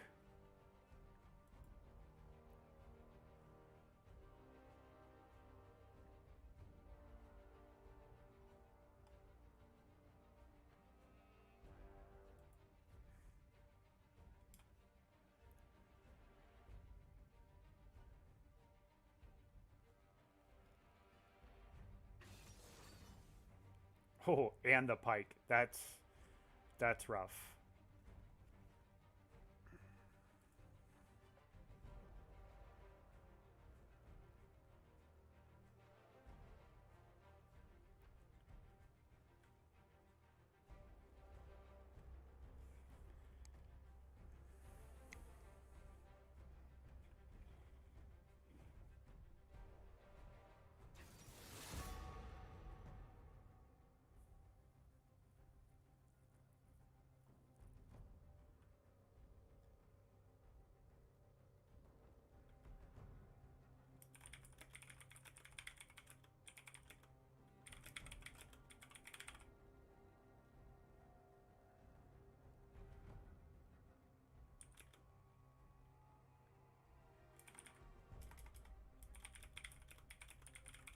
I do not tolerate cowardice.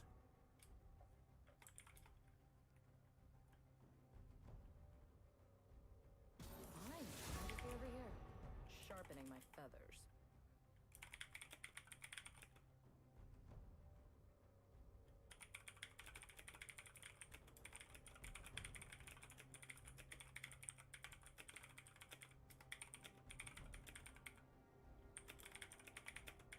You used to be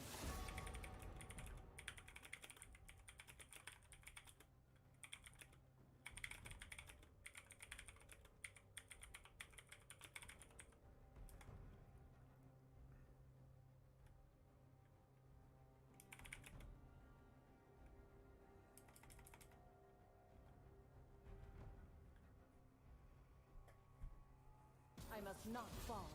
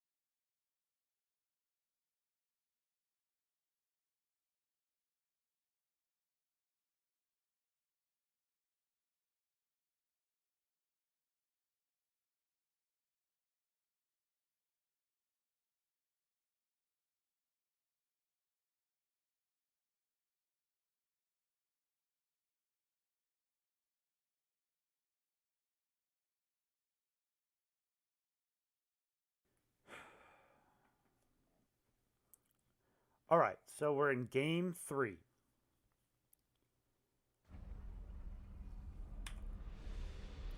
Of the Division 2 state championships.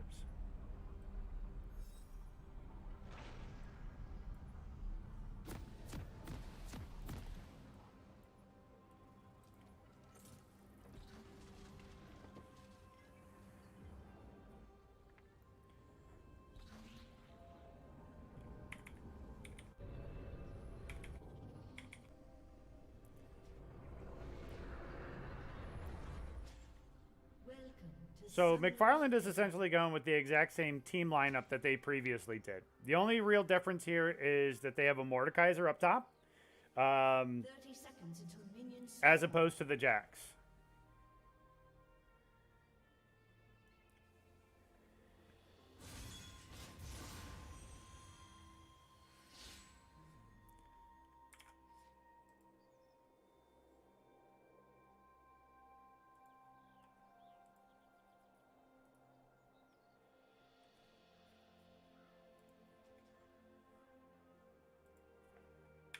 Minions have spawned.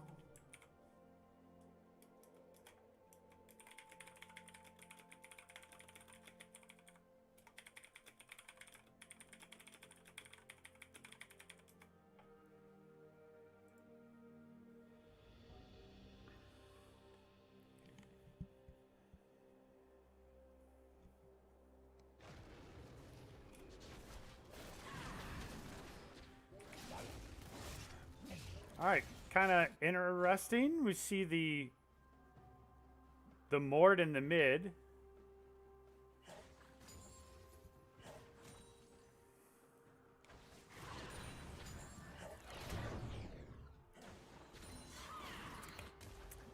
Just maybe trying to hold the wave there or whatever in place for Syndra. So while she leaves, but I don't know why then.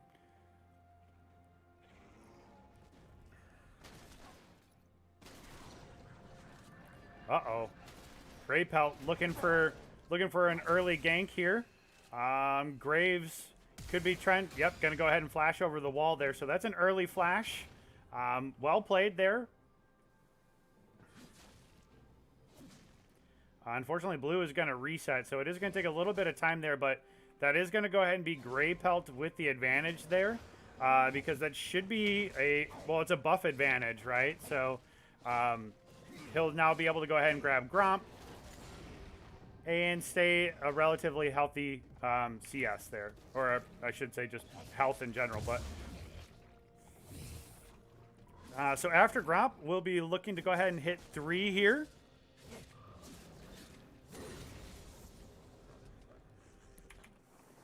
Go ahead and jump around here a little bit.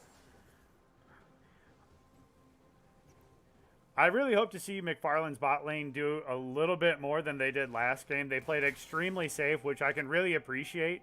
But then at the exact same time, like... all right, so Graves is able to go ahead and smite that camp away. I am happy Swain did buy his support item on the first trip to lane this time. So,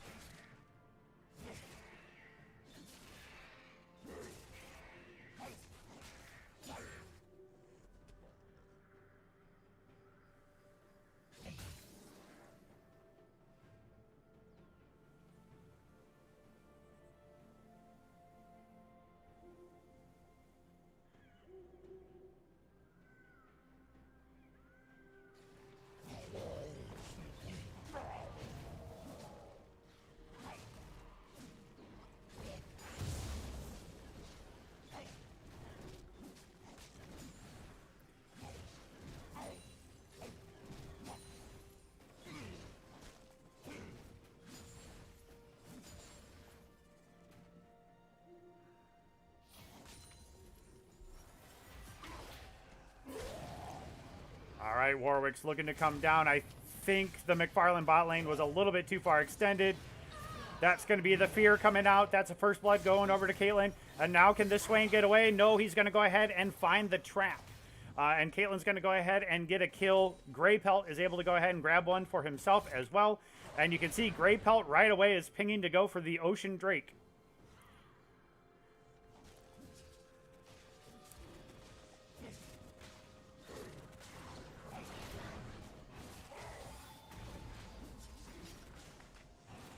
Grey Pelt's got to be careful here, getting really low, but it is helpful for Warwick. He is able to go ahead and regen quite a bit of health, the lower that his health bar gets.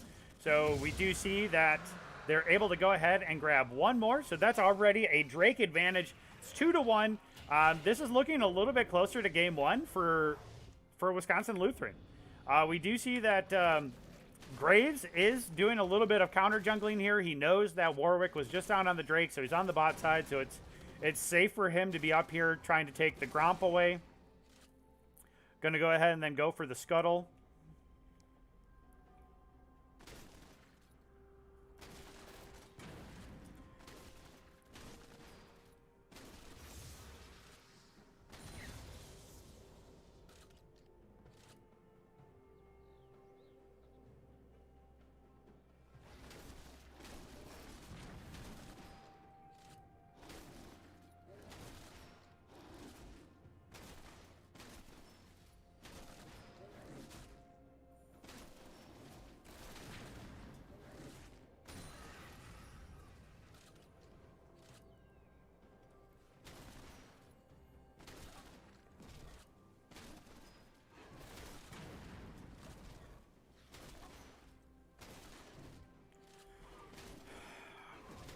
All right, so we continue to look around the map here. Little bit of an advantage up in the top there for the Mordekaiser onto the Wukong. Graves is ahead, but Warwick, you know, has the 1 kill advantage and the Drake on their side. Xerath is having is a little bit further behind in the bot lane, but or sorry, in the mid lane, but not by too much. Gonna have a lot of poke available for him as well. So is gonna have to go ahead and back here soon. Syndra has hit 7, so it does look like Syndra used her ultimate and tried to get the 1v1 kill, but wasn't able to do so. Here comes the Wukong ultimate. Not gonna be enough. Graves gets out, isn't able to go ahead and steal away the blue buff. So does cost Graves just a little bit of time in camp. He is trying to put pressure there. Wukong needs to be careful. He's pushed up a little bit. Syndra is in the river. There is a ward, though. So is going to be able to go ahead and spot that out. And there he goes, just trying to run to his turret. Nice dodge there around the Syndra ability. Meanwhile, in our bot lane here, Pyke was looking for the hook there, trying to find it. Not able to, though. Meanwhile, Caitlyn already doubled the CS of this Ashe down here.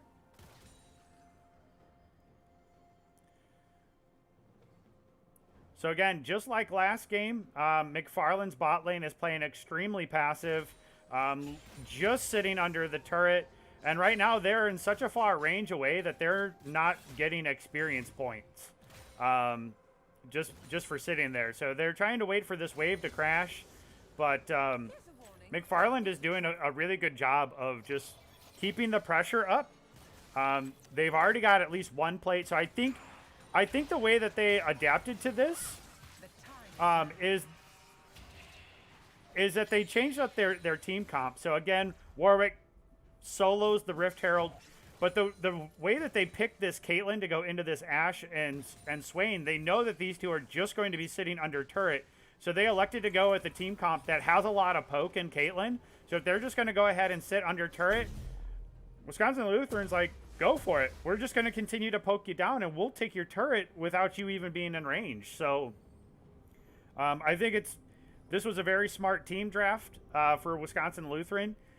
And right now, the way that we're seeing it, I mean, up here in the top lane,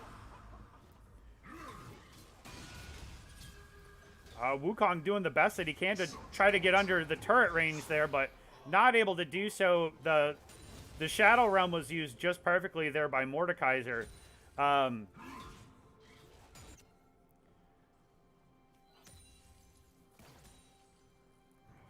There's a nice...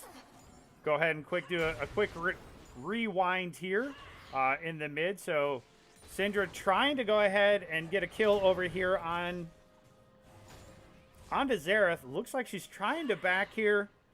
We just saw that Mord was able to go ahead and grab that kill up top. Ooh, Xerath just had... They both elected to go with this poke comp here, right? There's the Warwick ultimate into the mid, and CC's her down. She's not able to do much, and now that means that we're gonna probably see Rift, maybe. Yeah, I mean I would, especially because you can see Mord is gonna go ahead and start putting some pressure here. I mean, grab a plate or two. Like, at the very least, it gives you some sort of advantage now. It plays faster. And we saw this success last time of how fast or how successful Wisconsin Lutheran was when they played fast in their lane.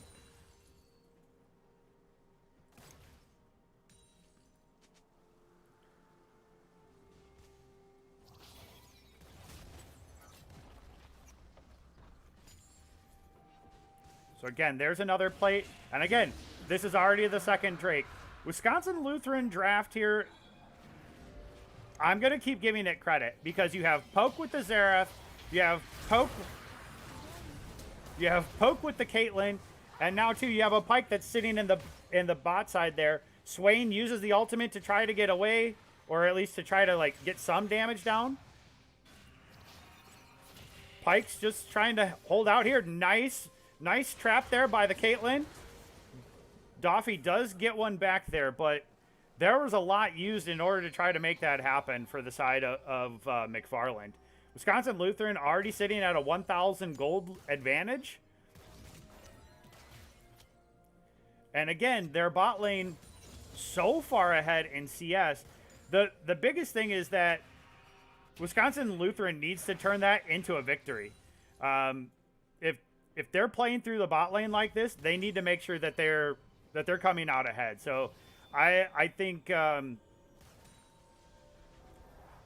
if Grey Pelt comes down, it does look like they may be able to go ahead and look for a gank here on Syndra, but she's going to go ahead and back, which gives a lot of lane priority now. Couple pings coming out here on the top. Mordekaiser is kind of pushing this in here. So Warwick trying to find it, and Grey Pelt is here as well. But I think they're just going to both respect that Mord is pretty beefy already in this early game.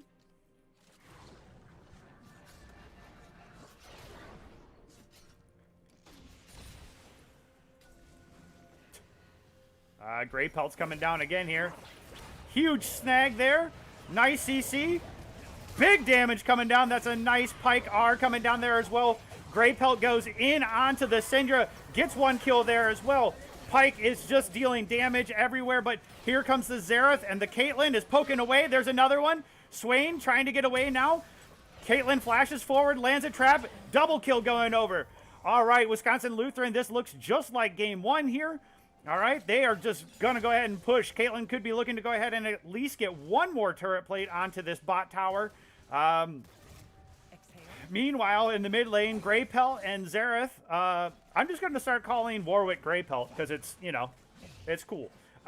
So they're going to go ahead and just probably get first turret out of this. That's going to be a huge advantage now. That is going to be a lot of gold. Grey Pelt sitting on 1,700. Xerath sitting on 1,200. Caitlyn's on 1,900. Like, this looks like Wisconsin Lutheran from game one. So now we're seeing Wisconsin Lutheran recognizes, I'm going to say, where the links in the chainmail are, if you will. They know that this bot lane is going to be playing very passive. And again, so now you have the poke from the Pyke. You have the poke from the Caitlyn. And Caitlyn's back down here again. Pyke almost has ultimate up.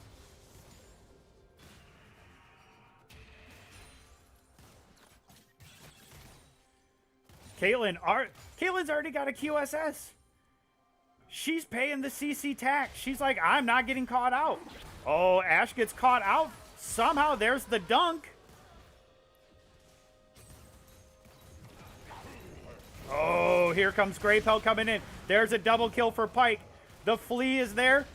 Caitlyn trying to go ahead and get the damage down. Grey Pelt trying to run it away here. Not able to do so. Xerath is here, though, in order to try to follow up. Caitlyn not able to go ahead and follow it up too much. But Caitlyn is now 3-0-3. This is exactly what you want in this position for your bot lane if you are Wisconsin Lutheran. Granted, Wukong up in the top is struggling a little bit up against this Mordekaiser. Mordekaiser is going to take the turret, but you're winning everywhere else across the map.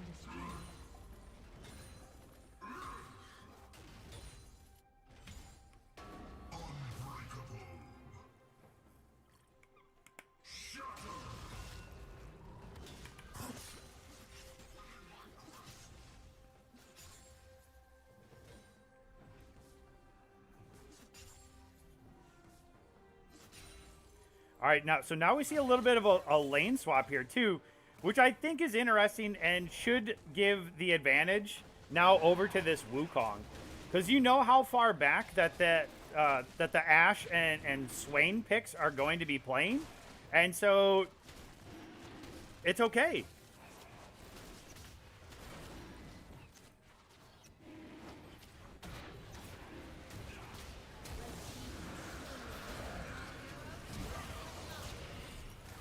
Ooh, Grey Pelt just getting closed out there, and that's...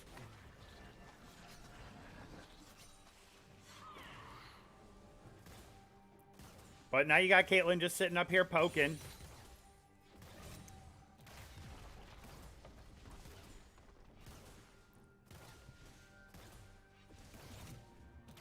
Well, I can understand that they wanted to get that Drake. Like, I don't know if they realized what they would actually be sacrificing.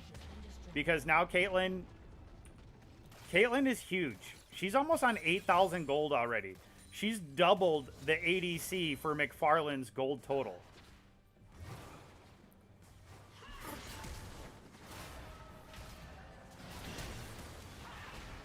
Oh, Pyke was trying to go ahead and press R, but I think that was a little bit too greedy there by the support.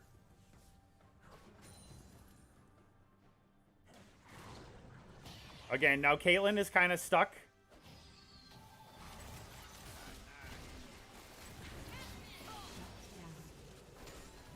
That's a huge shutdown now going over to the Graves.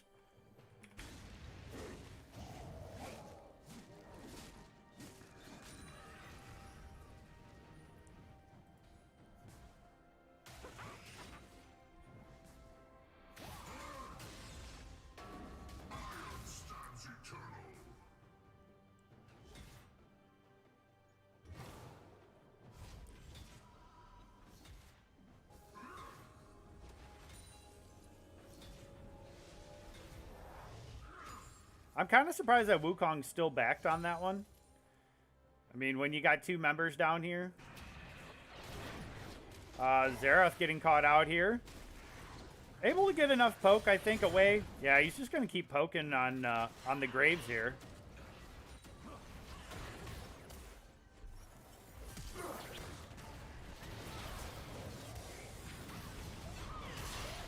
Oh, the power is there. And that's going to be a nice shutdown there going to Xerath. Xerath getting on the board now. Yeah, better be careful here, Mord. You got a whole team coming for you, bud.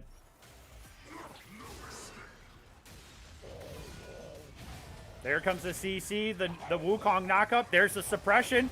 And there's a shutdown going to Wukong. That's exactly the person that Wisconsin Lutheran needed that gold to go to, so he can try to catch back up. He's just sitting on a phage and the Aegis of Leon, or Legion, sorry, not Leon. Caitlyn, little overextended. She's got some traps down here. Pike's going to go ahead and get caught out. Just needs to go ahead and try to hit W away. All right, able to go ahead and safely get away. Meanwhile, Xerath and Wukong are pressuring the tower. And that's going to be the first tier 2 down. All right. So Wisconsin Lutheran putting really good pressure all over the map right now. I think this has really put...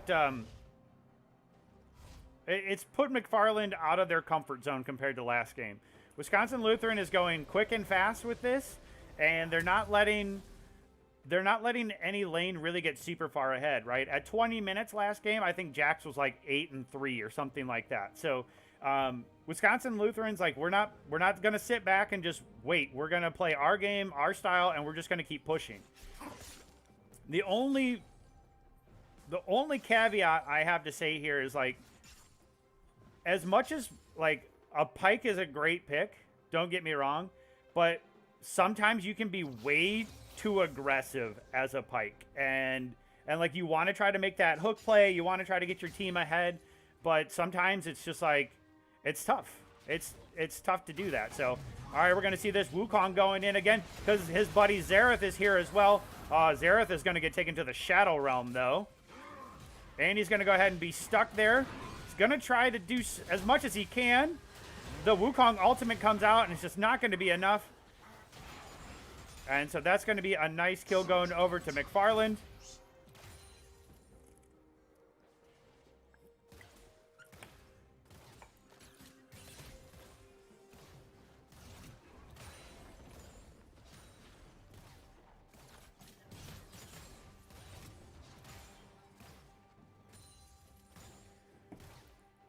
All right, looks like McFarland is setting up now around this Drake, trying to get one of their... or at least to tie it up with 2. Meanwhile, I don't think if you're Wisconsin Lutheran that you try to challenge that.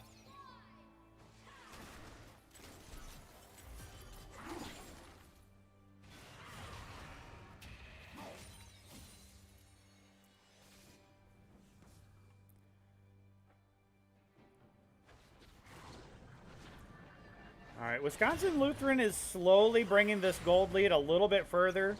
That's a nice play there. The big poke by the Xerath onto this Syndra. And now we see the ultimate coming out. There's one. Ooh. All right, Grey Pelt's able to go ahead and get in. Drops the fear, flashes out. Gets the kill, gets the advantage, gets exactly what they need. Meanwhile, Caitlyn is down in the bot lane, just farming it up. Wukong sitting on a ward, so not going to be able to do too much there.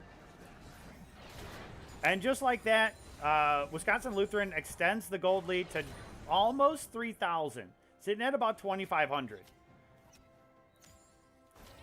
Caitlyn now sitting on an IE and a Storm Razor and the first component, or she's got the QSS, I should say, and is looking to go ahead and build another crit item. I mean, could be Essence Reaver. I kind of assumed that it would be. She's going to go ahead and take this red buff here as well.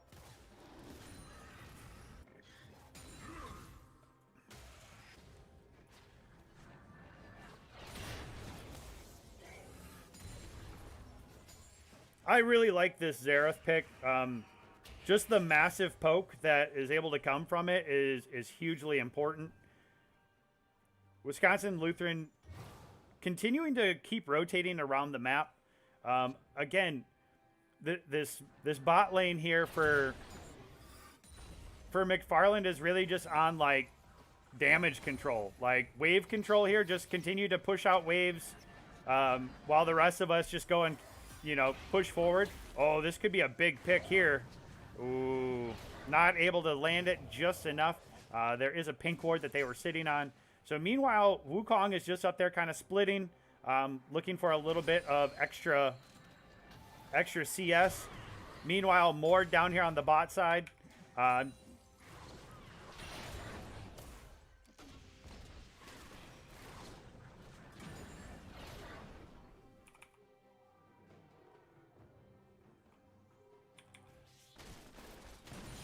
It feels like McFarland's just kind of sitting, waiting, and hoping that Wisconsin Lutheran misses something.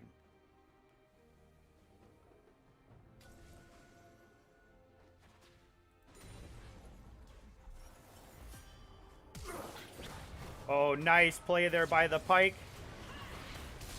And there's the damage going down. But here comes Graves and Swain.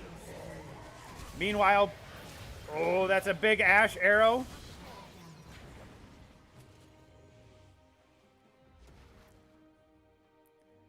So I assume that means that Wukong getting a little feisty here, and that's going to lose his life there as well.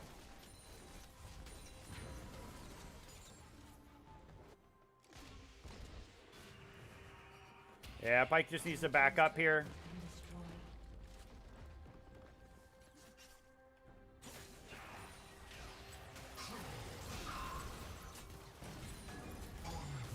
All right, there goes the GA for Pike, so...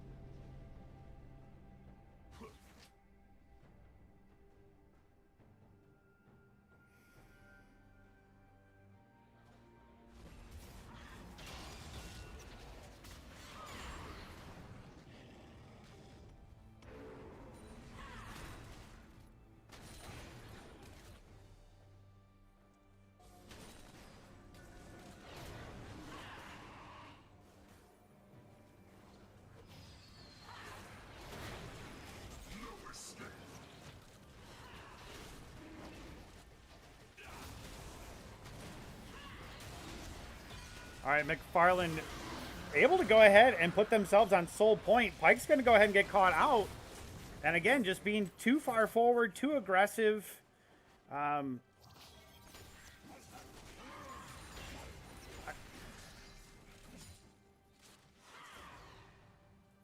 right, so that means that McFarland is looking to go ahead and go up and start taking this Baron.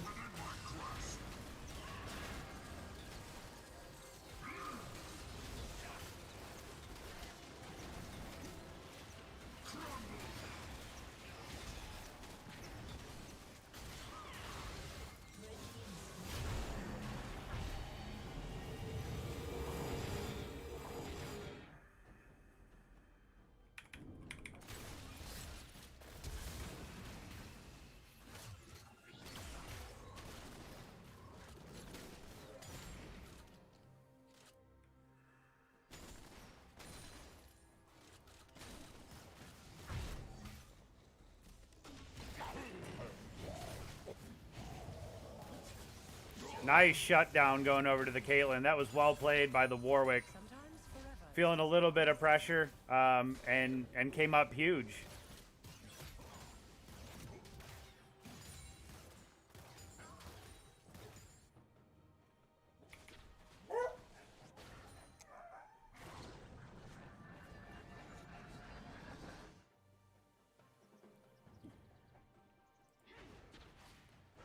All right, seeing some rotation coming out here.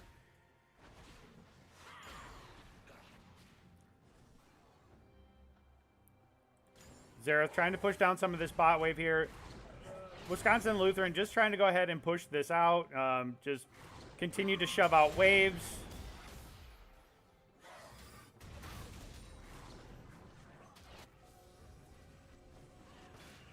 Again, Grey Pelt's going to go ahead and find a ward there.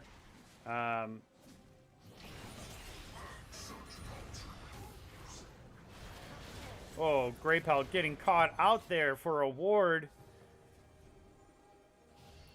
And unfortunately, that Syndra is just beefy now. And she's sitting on Ludin, Zanya's, and essentially half of her Rabadon's cap.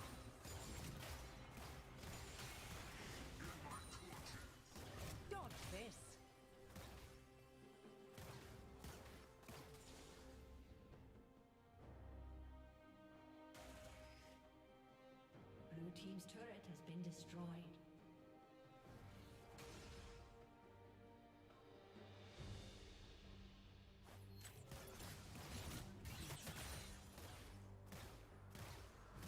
The time is now.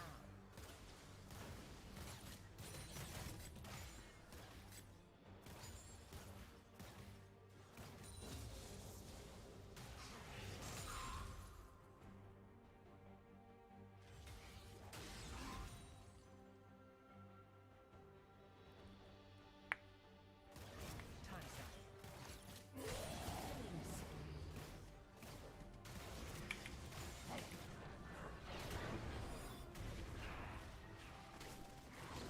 Blue team's turret has been destroyed. McFarland has really just picked it up a whole other level at this point.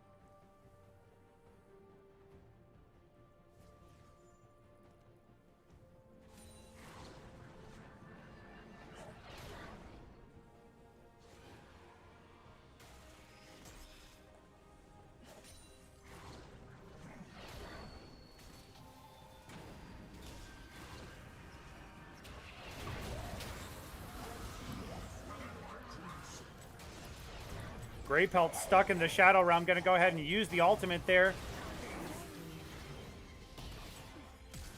And that's going to be the Infernal Soul. And Syndra is just so beefy.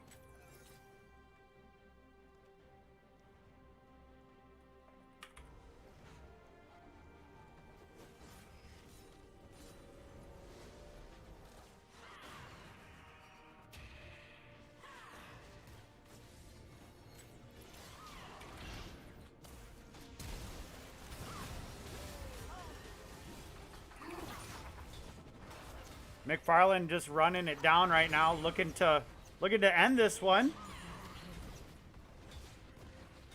team's turret has been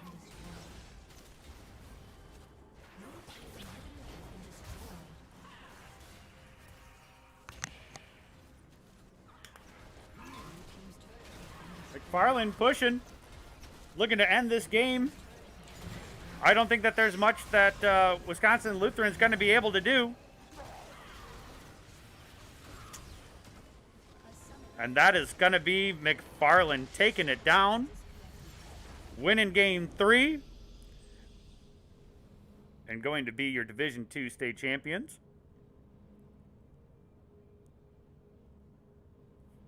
Extremely well played. I'm not going to say the bot lane got carried, but the bot lane got carried for McFarland.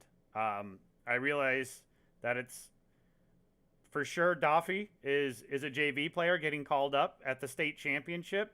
And I mean, if you just look at the CS differences, you know, they're huge. If you look at the damage differences too,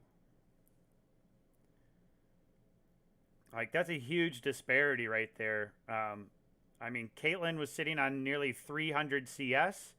That Xerath damage though, like just huge. But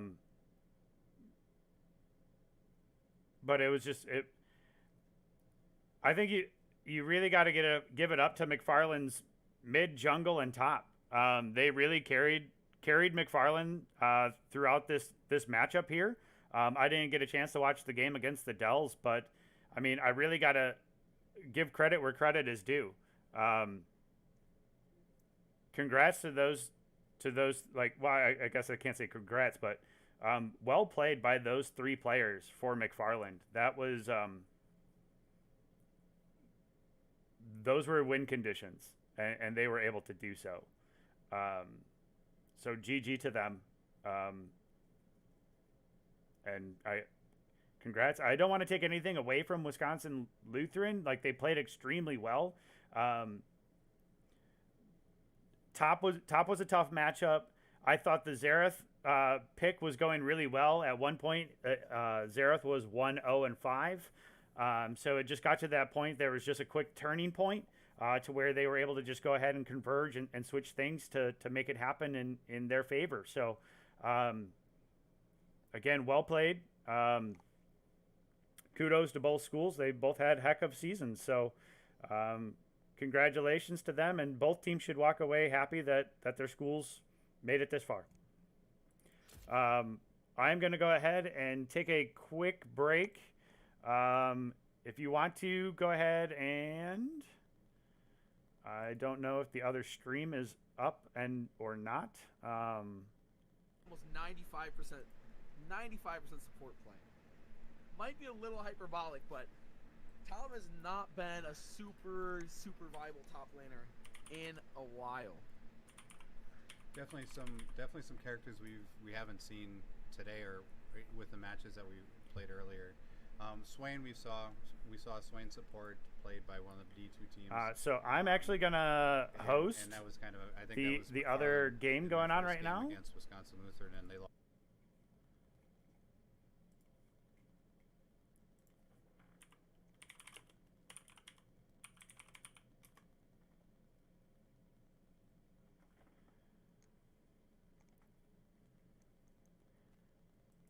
All right, and I'm going to take a break, and I will be back.